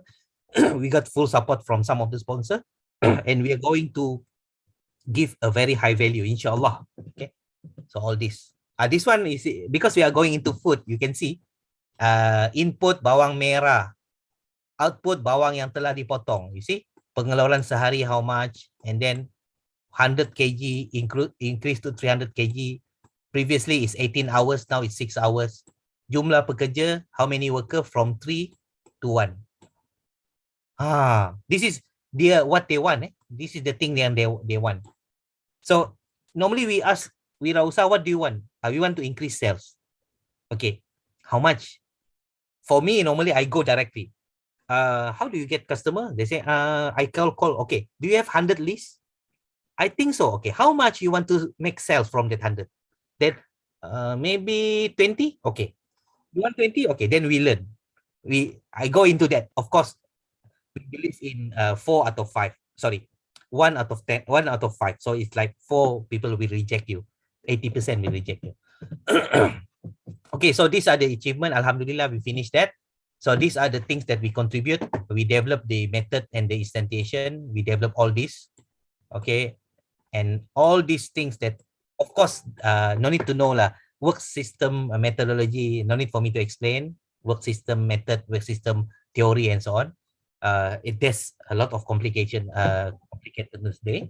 Okay, but the most important thing, my message is to tell you whatever it is we develop from practice level, exploration, practice up to the research, it's really, really good to use CT. Okay, so conclusion and how to move forward. CT pillars, we believe CT pillars are very natural-like for learners, especially particularly for entrepreneurship domain. So if wirausaha comes, don't just talk to them. Don't tell them CT. Don't tell them CT. We don't tell them this is CT actually. We just tell them, okay, what do you think? What your project is all about? Okay, can we break it down? So they do break it down, and then they identify one by one. Once they do everything, sort, identify pattern. How do you want to pitch to people? How do you want to, if you talk to CEO, how do you want to say? If you talk to worker, engineer, how do you want to say? At the end of the day, we say, congratulations, Pak Wirausaha. They say, why you congratulate? Because you already, what they call graduate as a CT. They were like, what? I didn't do computer. I didn't use any computer. Okay, that is one. So we call it unplug. This is unplug. If a plug version, that means you need to go and code. This is unplugged version. All right. Number 2, the thought process could provide better thinking skills and produce systematic action. This is what we want. Because when we pass to somebody, maybe a business system analyst, we need to have that. Okay, the biggest problem if wirausaha don't have this, do you know what's the problem with them? First, of course, they cannot make good sales. My point here is they need to apply consultant. So consultant will make a lot of money. I like to become consultant. I make a lot of money, but these people, these wirausaha have to learn. Otherwise, we solve some small problem, and we want to ask for payment also not so good. We go for big one. So if they do this systematic action, then we go to the next level, which is develop system for them. Okay. So further experiment, optimizing the use of horses for high impact team building. This is the thing I mentioned. So we are doing it. Okay. I'm very, very busy with this. Very, very busy actually. So it's like non-stop. Yesterday I also sleep like 4 in the morning. This morning also I sleep. I woke up very, very early, 4 in the morning, something 5 in the morning, because need to go into this, because people, business people, wirausaha, they want to make sure time is used the best way. All right, Alhamdulillah, that's all from me as a sharing for CT for entrepreneurship. So I hope it give benefit, but please, the best thing to know more. Okay, I expect questions. So I would like to, I can really put into perspective and try to answer. Thank you very much, Dr. Ingang. I pass back to you. Thank you, Dr. Zaidi. Nice, very massive acknowledgement from you, and several keywords that I mentioned here. Allow me to a little bit summarize about this lecture. You mentioned about problem solving and effectively effective and information processing. That's the first shock me. It's implemented, could be implemented in all domains. That's why you put it in entrepreneurship perspective. And also the slide about problem background. That's my professor said about the lack of studies and lack of empirical studies when she show about my proposal about service dominant logic. That's the time she rejected my proposal and moved to another issue. But you proceeded into next step and then go further into your research with your students. That's quite very good. And also how it is developed from 4 pillars of city from Professor Wing into city framework by Kaliloglu et al. In 2016. And also I'm curious about your design research, your methodology, and all of the procedures. It's amazed me personally. And also you mentioned about the last thing about unplugged system. That's the simple way how small medium enterprise can learn about the computational thinking. So now the session of question and answer. I give first moment to the lecturer, and maybe sometime I'm using bahasa. Allow me to do it. And bisa. okay. And also students, if you have any question you want to speak in bahasa Indonesia, that's totally no problem. Pertama mungkin untuk ada dosen yang ingin bertanya, dipersilakan.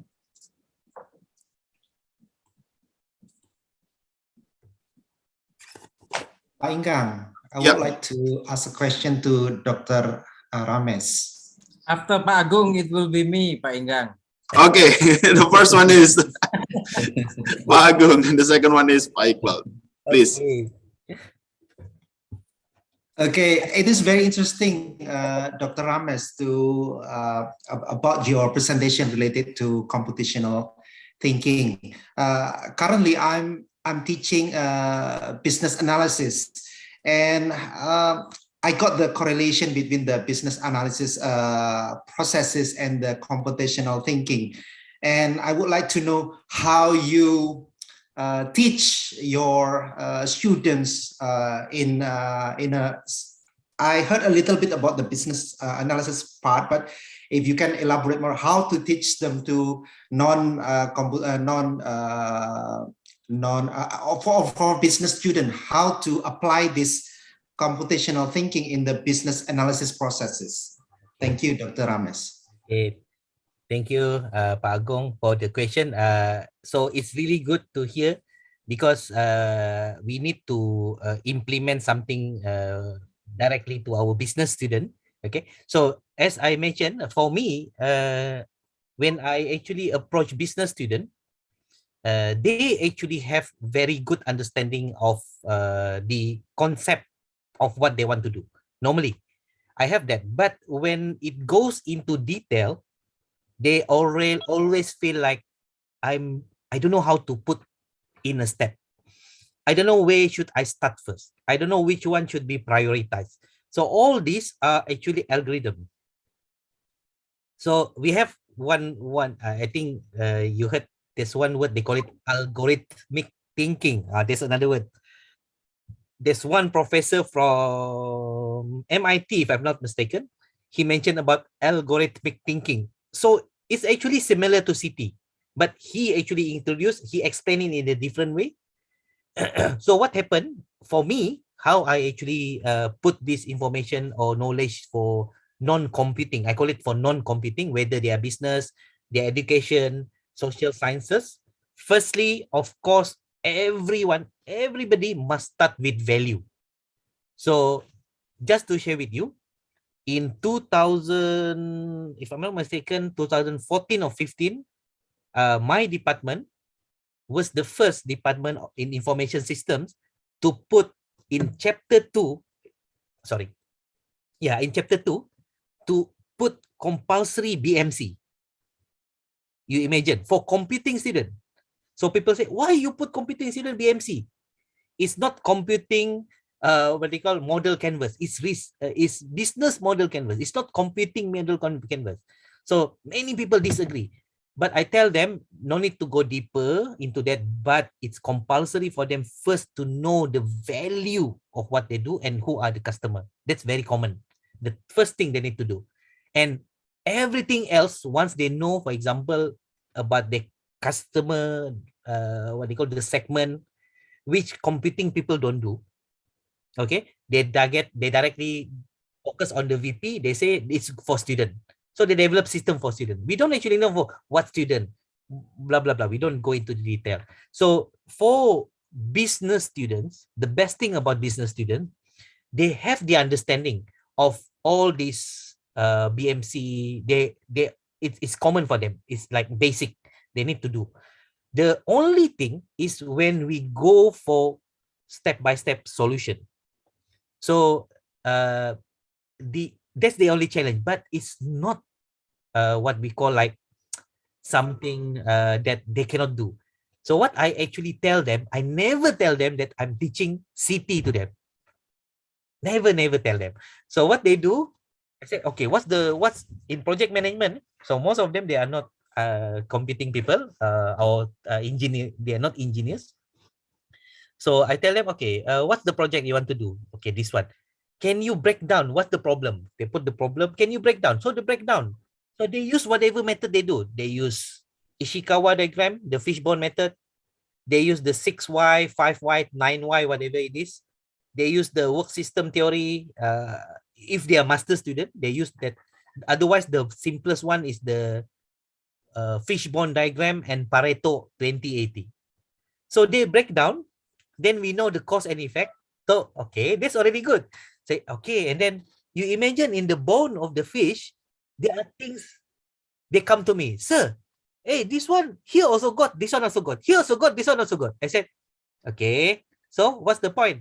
Yeah, should I just delete and just put? I said, why you want to delete? If you have, let's say you have 4 girlfriends, one girlfriend over here, okay, similar style, you cannot delete your girlfriend, right? I'm just joking to them. They were like laughing. I said, but my analogy is you cannot delete your girlfriend. Those are your girlfriend. Okay, so make sure they are in different places. Okay, then you can meet them.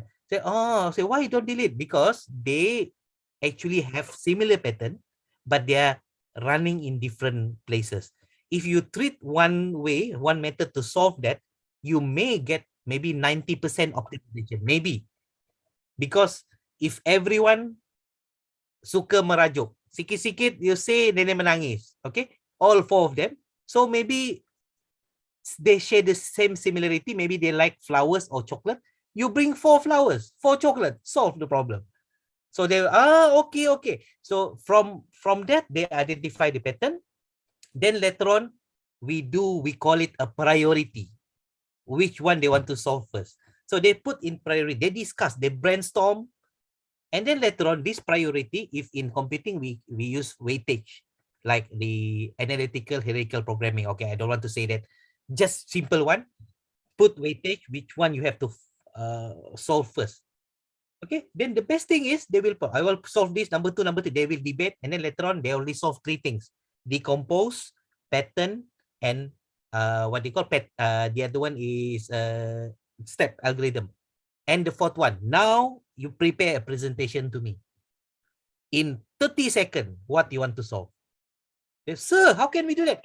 Can. So that's abstraction. They go up. So pitching technique, they implement pitching technique. That's what I do. And later on, I tell them, you know, you learn one thing today. I say, we learn a lot of things. I say one thing, computational thinking. What? We never use computer. You see. So I say, I show you an unplugged way of learning CT. So they were like, okay, because if I directly go and ask you to put, for example, to use coding, even visual coding, you tell me, sir, I don't have basic. Sir, I don't have knowledge. Sir, I don't have. That's always, you know, people say, sir, can you give us maybe next week? I say, no, you have to learn today. Sir, please. Next week start. I said, no, you have to learn today. So because they are not what they call confident. Students have their knowledge, and the millennial, they are so resourceful. You just tell them, they will do. They will find whatever it is. Ask them to do brainstorm. Okay. You want to be noisy. You want to write, use paper. Okay. You want to use Delphi. It's up to you. They will ask, sir, can I do this? I said, I ask you to do brainstorm. I don't care how you do. So they will do. They will find. And later on, then you tell, congratulations. Like the Wirausaha, I also tell them. So they will, wow, now I got. Now, you know what happened afterwards? They become like, oh, now I know. Computational thinking, I'm good, or something like that. I say, it's up to you. So that's how I do, Pak Agong. Okay, thank you very much, Okay, Pak Rames. Thank you. Move to Pak Iqbal, Pak Iqbal. please. Thank you, Pak Inggang, Dr. Zaidi, Pak Zaidi. Actually, my question is not about testing you about something, that you have to answer, but I'd like to open up a few, or perhaps a question for us to keep in mind and to reflect. And keep in mind to ourselves that we as an academic must be progressively thinking about changes. Now, I'm quite interested about how these types of technology, the computer, you said that we at the business department, for instance, would also be benefited by this type of learning and engaging to some techniques that you are using. But we have to understand that not every people can perhaps be really welcome about some changes, particularly when it comes to certain types of knowledge, right? Correct. When we as an academic tend to learn about something that's been embedded for at least 20, 30 of some 11-ish years, we tend to be so, what do you call that? We experience silo. Now, how can we diminish that, from your perspective? Because I'm quite sure that many of, not many, but one or two of your colleagues would perhaps experience the same situation. And how do we diminish our silo and try to shift to something that's very new for us, very relevant, very new, but on the other hand, we also have some limitations, particularly when you have some limitations in order to engage or learn something that's very new and very uncommon. Perhaps that's one of my question for you and for us to think and reflect about that question for to keep in mind for us as an academics, that we have to move on progressively. That's all I think, Pak Zaidi, from me. Right.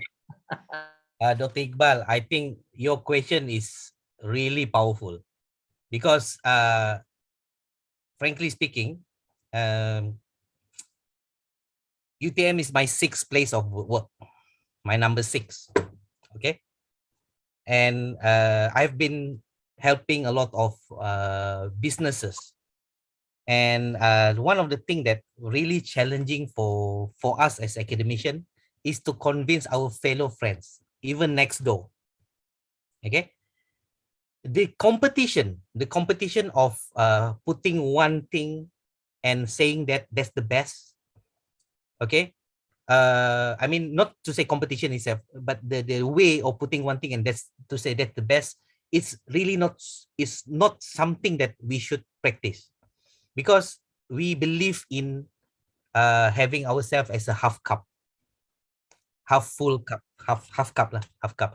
So one of the things that I really love to whenever I start, if I'm a professional trainer, so whenever I do training, there's one thing that I do is actually trying to bring them in one area which everyone is comfortable of being vulnerable. Everyone can actually share.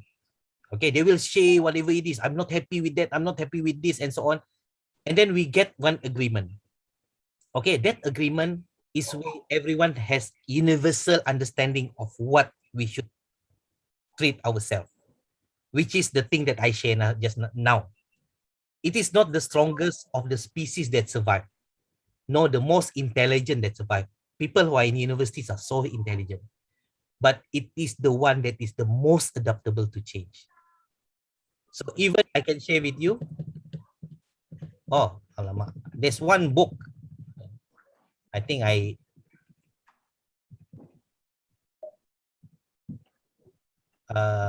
don't have the book here, but this one book, hold on, let me check. Sambil I cari, saya cerita. This one book also talking very deeply on changes, which it's not only happening in what they call maybe, for example, around your friend Dr. Iqbal, but it happens to all the academicians. And these are the things which we cannot live, or we cannot just make it like become a habit to our students. Okay, because in Malaysia now we have issue people finishing their secondary school, they don't want to go to university. Okay, and students, what they call university students, especially engineers, they come out, they graduate. Even yesterday I talked to my fellow engineers. I asked them how, I mean, they are owners, they are rich people, they own, how much you give salary to engineer. If they knew, maybe we give like 3,000, maybe 10 million rupiah. So I say, oh, that's quite good. If they are really good, and then we go up lah. So one of the things that very challenging is people go for Grab riding. Okay, service delivery. Okay, whatever it is, they can earn so much. They can earn so much. So these kind of things, actually, we in academic, if I talk to my friend say, "Hey, don't say lah, that one is money. We are talking about knowledge. We are talking about knowledge." I said, okay, I understand. But one thing that I want to I tell my friend, okay, I tell my friend, knowledge is knowledge. But I show you this. This is the thing that I show to them. Okay, people work in Singapore. Okay, we like Singapore very near. Okay, how much they earn? A lot of money they earn. Okay, 400,000 Malaysians are working in Singapore, 6,000 to 9,000. Sorry, Dr. Ramesh, we haven't seen yet. Oh, sorry, you. Oh, I wrongly share my slide. Oh, so sorry. I thought I share my screen. I share my PowerPoint. I should be sharing my screen. Okay, let me just this one. Okay. Yes, so it's on screen. All right, and then just recently, one Malaysian earns 43,000. So people say 6 months in Australia, 43,000. I said no, it's not 6 months. He has been there for 6 months, but he earns 43,000 ringgit per month. 8,000 Australian to 10,000 Australian. That's a lot of money. Okay, I'm not talking about money is very important in life, the utmost important. Of course, it's important. We need that. Anything we need money, but I'm not talking about that. Whenever my friends say, you always talk about this, no, I want you to challenge yourself.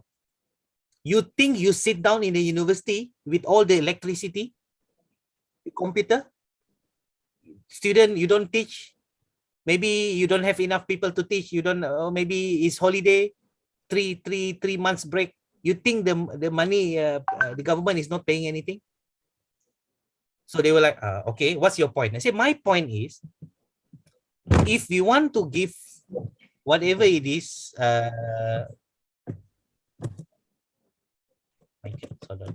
if you want to give the value to these people, we need to challenge ourselves. So Pak Iqbal question is actually very important, because here, hold on, let me share again. Suddenly it drops. Okay, I always talk to all my friends, particularly about this. The great aim of education is not knowledge, but action. This is my belief. Or anyway, the background is my hometown, Mount Kinabalu. This place is my hometown in Sabah. Yeah. Very nice place. All right. So even this is one of the most I learned a lot from Jim Rohn. I attended his talk. I mean, he already passed away, but I have all. One of the things that I learned a lot is don't let your learning lead to knowledge. So our PhD student and our undergraduate student, okay, and our fellow friend, we have to tell them nicely. We need to learn and not to stop at learning. We need to apply, because our students are looking at us and keep on saying, you know, when we open up a safe space, the student will say, sir, you know, some lecturer, they just talk. They don't know anything. You imagine, how do you feel? If they trust you, they tell you the story, you cannot tell the name of the person. But and then you ask deeply, what do you mean? You know, they come, they ask, they requested us to do assignment. I say, yeah, of course they requested you to do assignment. But when we ask for advice on what to do, for example, designing apps, okay, so they don't advise. They said, you go and learn your own. So there are things which we need to show that we are able to do, up to date, up to the standard of millennials. They are difficult. They have everything at the end of their, finger. They just key in anything. The thing with this millennial, okay, why I'm going into millennial, because they are actually our students now.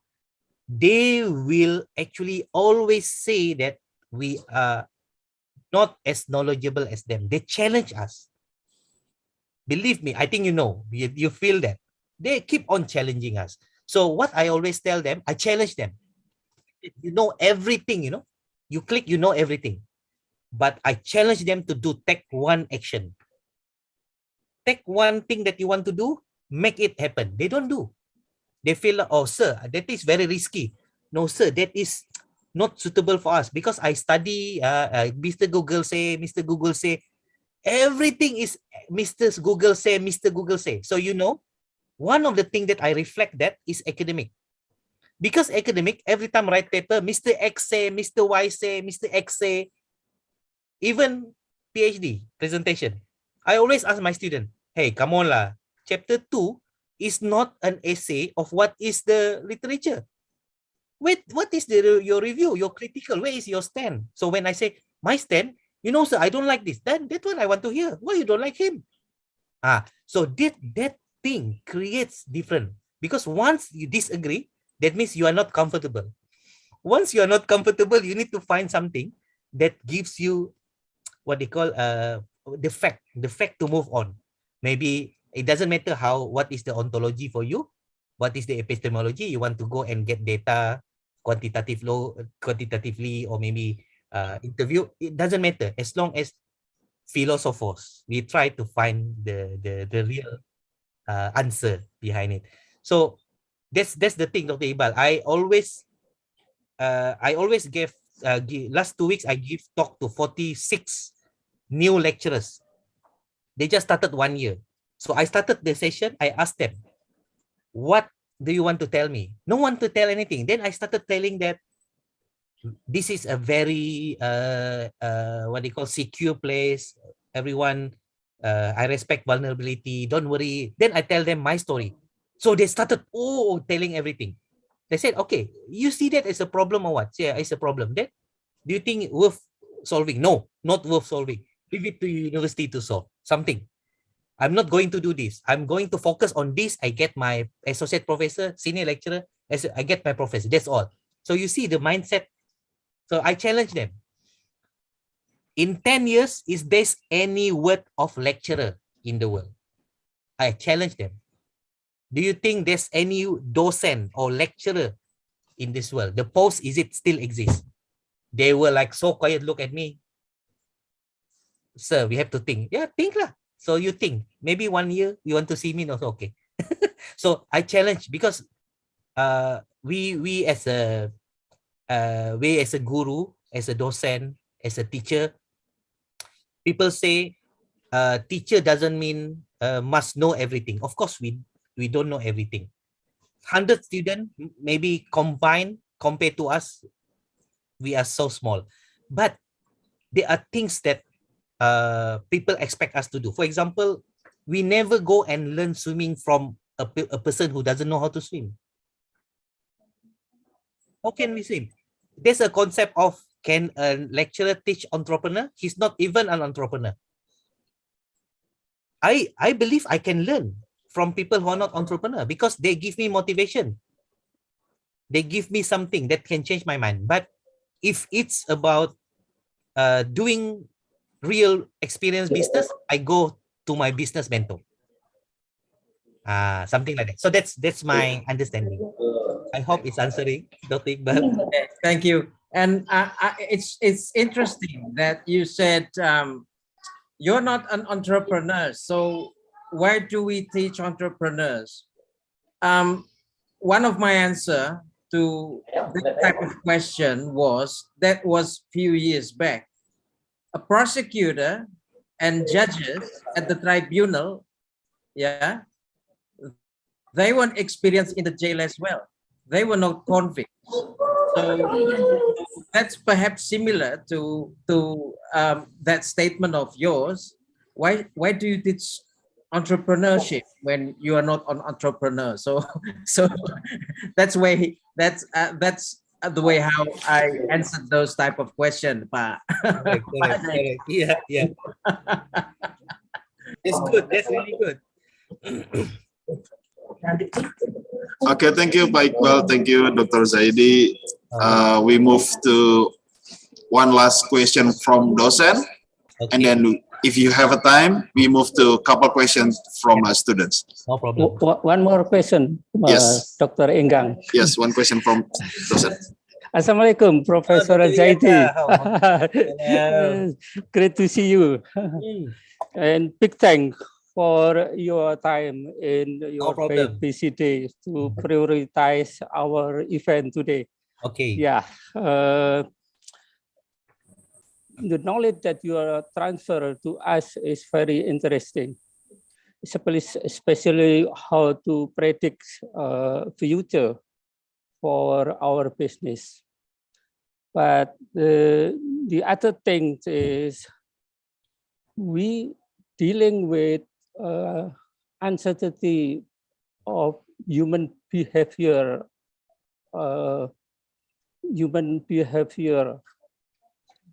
So how we control of human being cognitive bias when seeing in under uncertainty situation like today in what global economical. All right. Yes, that is. Thank you. Okay, so actually, of course, we are not able to convince everyone. It's very difficult. It's very challenging. Yeah. Okay, so I think one of the things that from my experience in handling, getting funding. Okay, when I was the director of my center, when I was the manager and director for Entrepreneurship Center, we, as a team, we go and find fundings from outside. So to convince them, it's very challenging because they have a mindset of, for example, can you really develop entrepreneur? Is it really important? Is it really true that university can develop entrepreneur? So what I did was to really go into the behavioral bias or the mind bias, cognitive bias of them. I go up to the level of some agreement Okay, that means when I negotiate, when I present to them, I try to present up to the level. For example, I give one example. Let's say I do a simulation now. I ask everyone to think about a car. Okay. Okay, stop thinking about the car. Think about a red car. Okay, stop thinking about the red car. Now think about a red sport car. All right. So what I did just now was actually asking everyone to think about from a car to a red car to a red sports car. And when I ask people to answer, 90% of them will say the red car is Ferrari, red sport car. Why is it? Because there's a universal agreement.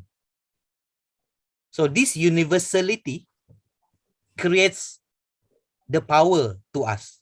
For example, when I present to people in to get funding, I will tell them I have talent in university. Do you not believe that the best talent is from university? They cannot say. They will like, no, I believe. So they believe me. So that is what I do. I bring them to a level where they believe in that thing.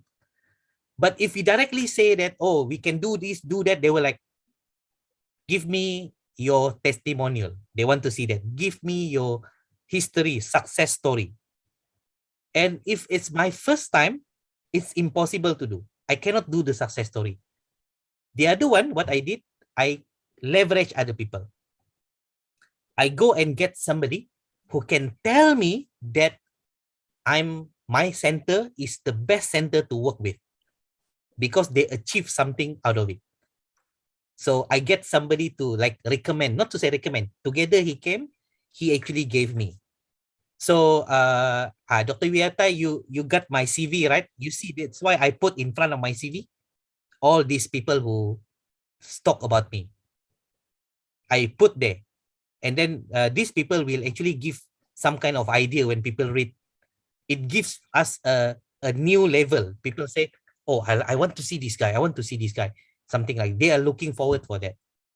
Because whatever it is that we do, I always believe if we cannot convince everyone, but number one, when we do, we have to believe we can convince ourselves. if let's say, oh, I don't know whether I can do it, we have doubt, that's challenging. So that's, I think most of us, like me, my basic degree is physics, and then I went into IT computing, and I don't feel like this psychology things, the human perception towards me, social, I don't think it's important last time. But now I feel it's important, but we must find something which we are able to have control a little bit lah. I mean, if you have control a lot, it's much better. So that's why if I ask my entrepreneurship student to pitch, I will also teach them how to do negotiation. So when negotiation is not about talking only, negotiation is about asking questions. So when the guy answer, we trap them. They were like, oh, okay. So we agree. I ask you, did you not believe that UTM can come out with very talented student? We have talented student. It's proven. So yeah, I believe. So where can we start our discussion? They were like, we start on a different level. That's how I do. Yeah, it's not working for all. It's not working for all, but at least I know who are the people that I can reject earlier. So we go back to the principle: fail cheap, fail early. So if he doesn't like me, it's okay. If he doesn't like my presentation, I can improve. But if he doesn't like me personally, then we know earlier we can reject. Yeah. So then we can focus on things which are important. Yeah, because our resources very difficult is time. We have only 24 hours. Yeah. So that's my answer, Dr. Yat. Absolutely interesting. Thank you so much. You're most welcome. Thank you, Dr. Zaidi. So we move to some questions from students. Okay. Ada pertanyaan dari mahasiswa, dipersilakan. First question come from Made Bagusdwi Andiana. Boleh pakai bahasa Inggris atau bahasa Indonesia, dipersilakan. Baik, terima kasih. Okay, thank you for the chance. My name is Made Baguswatnyana, and I'm a second year student from business administration, majoring a major in from via UB.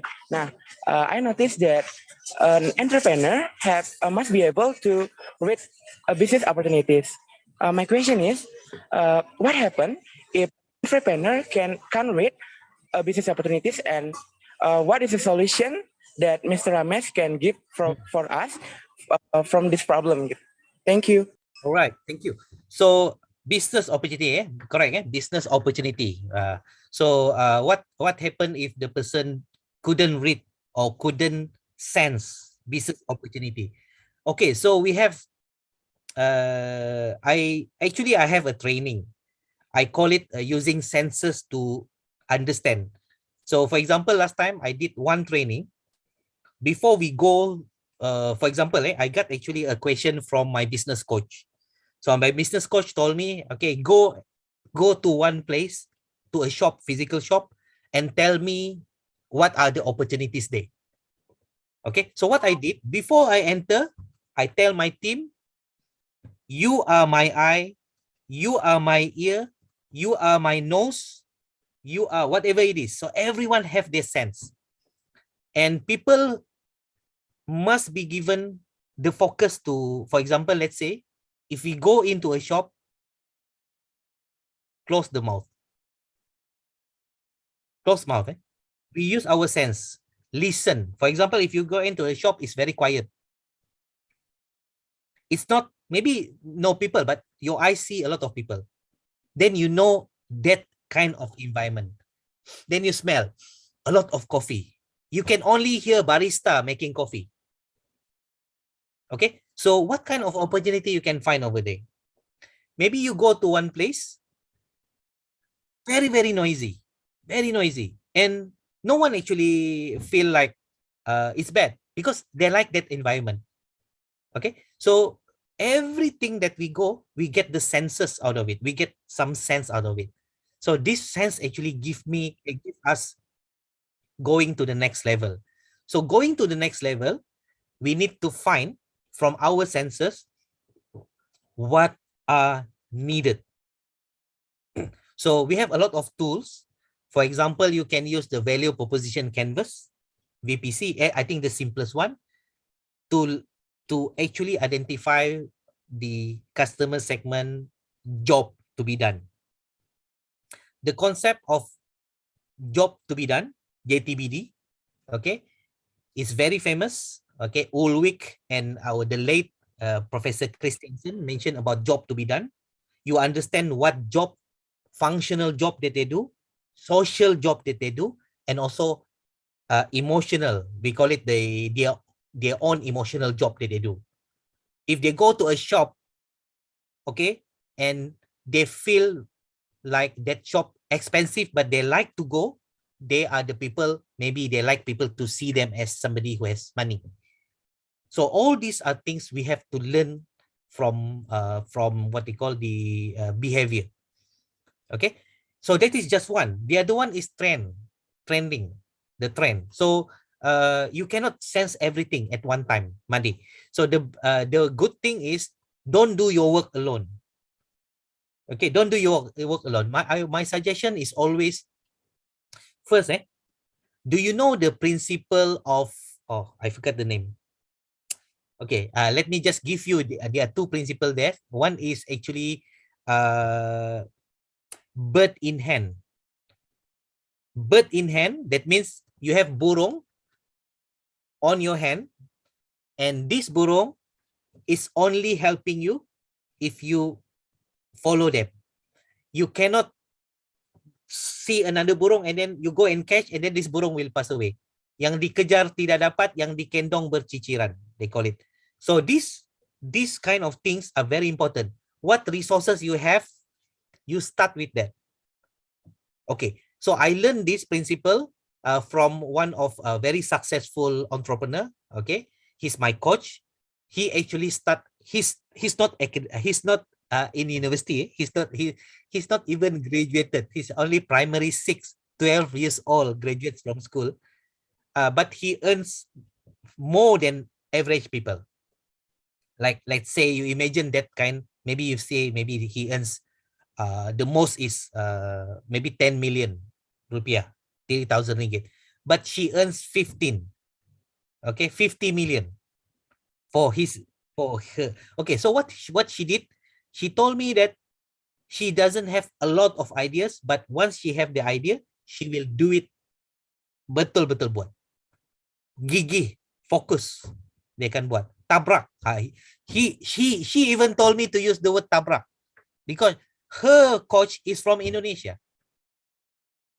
Tabrak. I say, what is tabrak? Tabrak. Langgar saja. Say, okay, because you believe, as long as it's not wrong. Okay, so those just a few. There are so many ways of doing it, but that is what I normally do. So believing in yourself is so important. And because you can see the vision, other people cannot see. So people who cannot see, it doesn't mean they don't want, I mean, it doesn't mean they don't want to listen to you, but you need to tell clearer what is your vision, what you need to do, what you need to become, and so on. Okay, is it answering your question, Made? Okay, thank you, Mr. Rames, for the answer. Welcome. Thank you very much. Okay. Thank you, Dr. Zaidi. The second question is from Mufida. Are you still there, Mufida? Or to Ilham Prayoga. Okay, Ilham. Silakan, Ilham. Yeah. Okay, Assalamualaikum warahmatullahi wabarakatuh. Thanks for the opportunity. Before I ask, I want to introduce myself. My name is Ilham Prayoga. I'm from Brawijaya University, majoring Business Administration, batch 2020.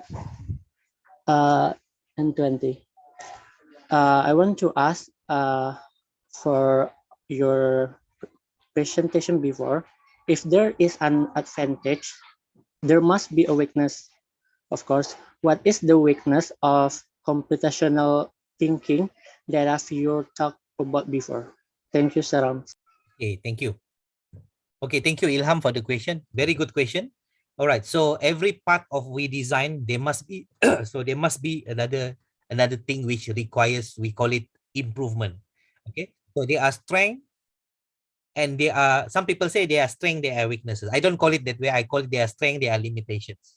Okay, so the limitation of CT, actually one thing, like our question just now from our lecture, is related to the use of computational, the word computational. Some may not be comfortable with the use of computational. Okay, so different kind of thinking style people introduce, almost like if you Google, you can find so many kinds: strategic thinking, critical thinking, creative thinking, whatever it is, mathematical thinking, engineering thinking. Oh, so many. Okay, so these kind of things may produce, and some people may not be looking forward for it. That's why if I introduce, I don't say the word. Okay, number two, the limitation of it. If let's say, but this one can be strength and limitation, but I'll just see it from perspective of limitation. Let's say you are really good in business processes, really good, okay, and you apply CT, you have to decomposition, you have all the patterns, trends, patterns that you found, you have managed to put algorithm right, you have to actually, you already have a very good abstraction level of seeing the generic and very detailed. Okay, but you don't know how to code. You don't know how to code. So you're like, I don't know how to code. This will be a problem. It doesn't mean a problem. But limitation wise, if only you, the person who are required to do the job up to the level of making, we call it automation. Because once you design, we want to see automation. We put into an agent, everything automate. If that one is not possible for you, okay, but you are the only person to need to do that, I suggest you to learn. Okay, because a lot of ways now people make it simple for people, for non-coder to learn coding. They are what they call the drag and drop for programming. You can actually drag and drop as long as you know the rule. For example, if this one happen, yes or no, yes, it goes to this one. You know that. That means you know the algorithm, you develop, you know the rules, conditions. If this one happen, it goes like this. If that one happen, it goes like that. All right. So that one you can learn. But let's say if you have another person who do the code, okay, the person who do the code and you are doing specifically on business, understanding the business processes. So you implement CT, you understand, you come out with the whatever document that you want. Another person who know how to code, you must bridge between this, but I don't use it bridge. There must be an overlap between two of you. Okay, based on one professor who I mentioned just now, MIT, algorithmic thinking, he mentioned that computational thinking is actually, or algorithmic thinking is actually connection between two. It's not, it's like overlapping. You must overlap. So if you have a system here and you have a system here, or you have a person here who knows how to code and you yourself very good in business, make sure both of you understand your language. Okay, so must understand. You cannot separate. You cannot just take some document from, let's say your document, you pass it to him, and then he will like, yeah, I don't want this format. This is, let's say, like last time we learned to use UML, Unified Modeling Language. Okay, so we use UML, we have our sequence diagram, we have our activity diagram, we put over there. So the coder will see, okay, now I understand. So there must be some knowledge representation tools. Okay, so those are the things that bind both of you together. Okay, so you see, now you know about API. People talk about API. API here, API there. You want to download this, you want to connect, you buy the API. API is where application programming interface, it connects between 2 or 3 different systems. So maybe this system, which you want to get data from them, they provide API. No need for you to access the whole thing. Yeah, but just connecting and learning how the API works, you have to follow their format or schema, whatever this structure, then you can access to the system. So that's why now a lot of things are real-time updating. You go into Kayak, you go into Traveloka, all these, they directly, because they connect to each other. So system-wise, they are connection. Human also, they are connection. Okay, so if you look at it as a limitation, okay, it will be a little bit challenging. But if you take it as something that an advantage for you to go forward, I think it's really good. Yeah, I'm very positive. I'm very positive, but I'm also looking at risk. The risk that I take normally, if I apply something, if I feel like I don't see the future, if the future is not worth going, I don't want to do. If I see this opportunity and they help people to think better, I help. Yeah, that's what I do. Okay, Ilham, is it okay? Okay, thanks, sir. It's really great for me for. Alhamdulillah. Thank you, Dr. Zaidi. This is the last question from Mufida. Okay. Please. Okay, thank you for the opportunity. My name is Mufida Aulia. I come from Brawijaya University, major administration business, and I want to ask a question. The question is, what happens if we can master the computational thinking skill? Thank you. Again, can you repeat? If you cannot or you can? We cannot. You cannot. Okay. All right. Actually, it's like when we introduce design thinking. If you see, the first thing that when people, okay, the first thing I learned about design thinking when I was in Stanford. Okay, I was sent to Stanford to take STVP, to learn from Stanford ST Technology Venture Program. Okay, so I was there and I learned from a few guru. Okay, Tina Silik, the creative guru, and a few others. One thing I learned about design thinking is what they call to open up. Let's say I give one example, very specific example. If you do design thinking, you have to make something, make or draw. Okay. So some people, when you ask them to draw, they will draw. They don't want to draw. One thing, I'm not good in drawing. I'm not good. Okay, that's something. The other guy will draw like crazy. 30 seconds, he will draw like a caricature. So nice. Another guy, if you ask him to draw maybe a girl, a sports girl, this guy can draw very well. This guy just circle and so on.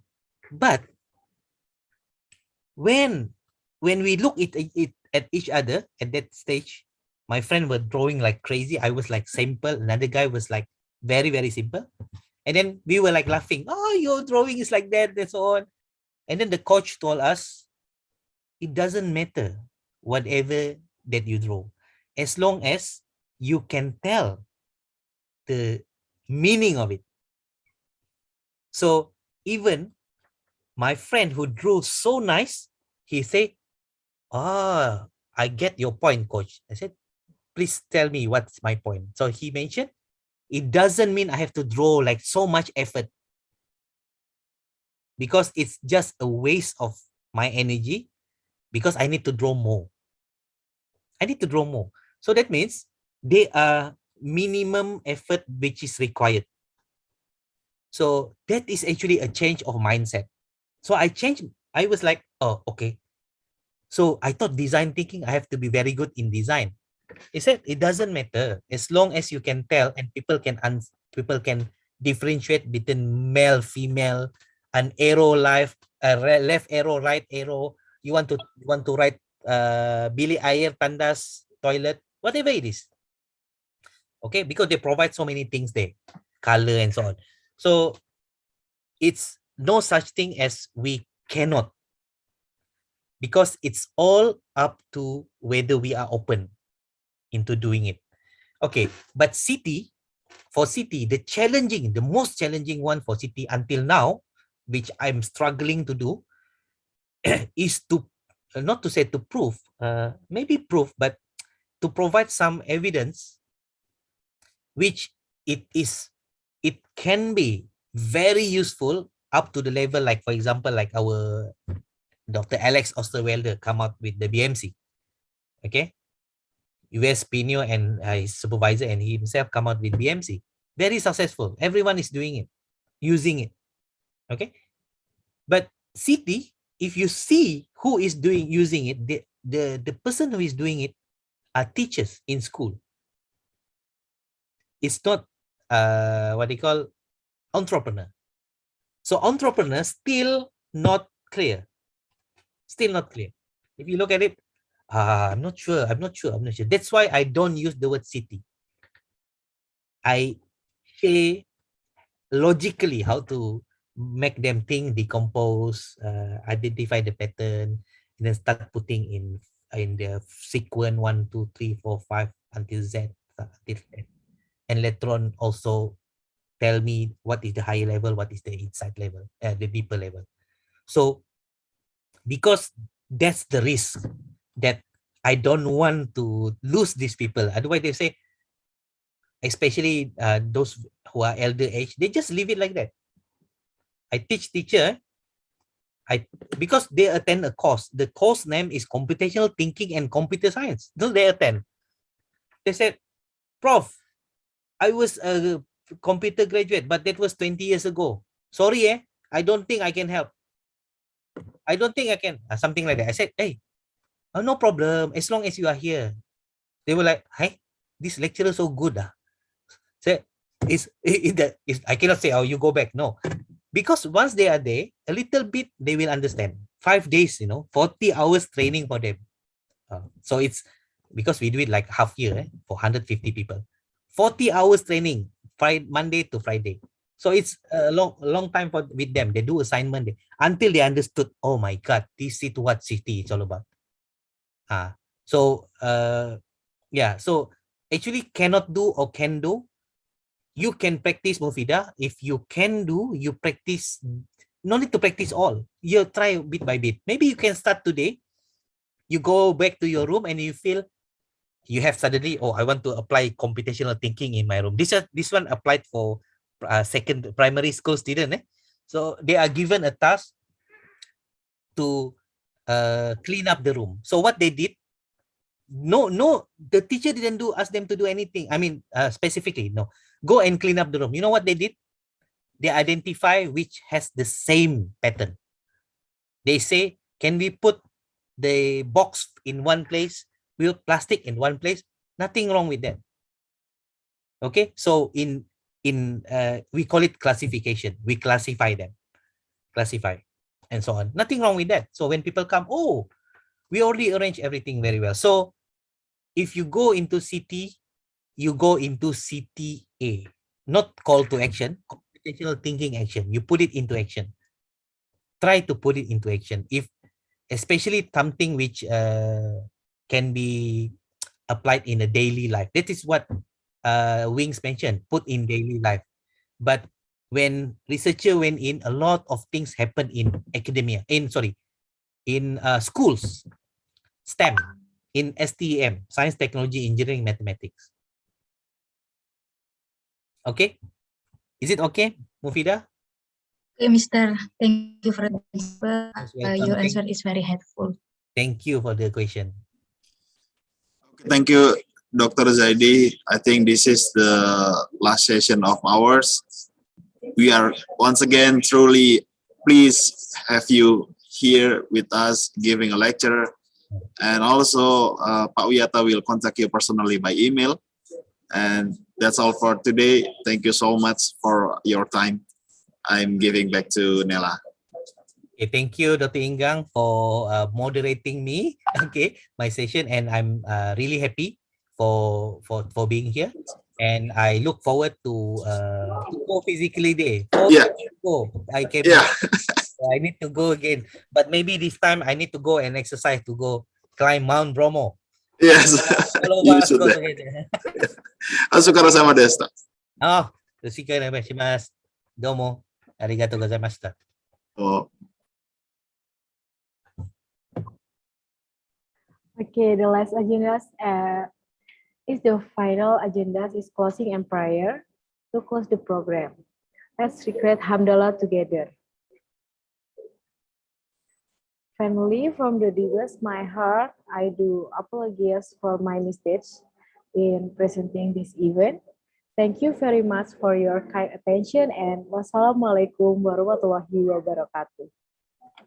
Waalaikumsalam.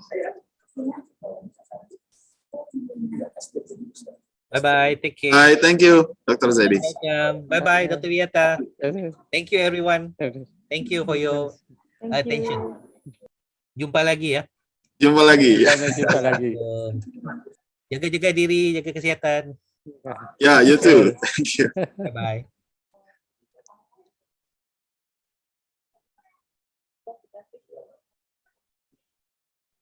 Permisi ya.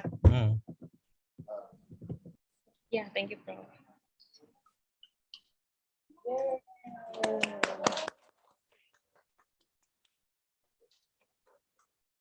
Ya, ya Bu.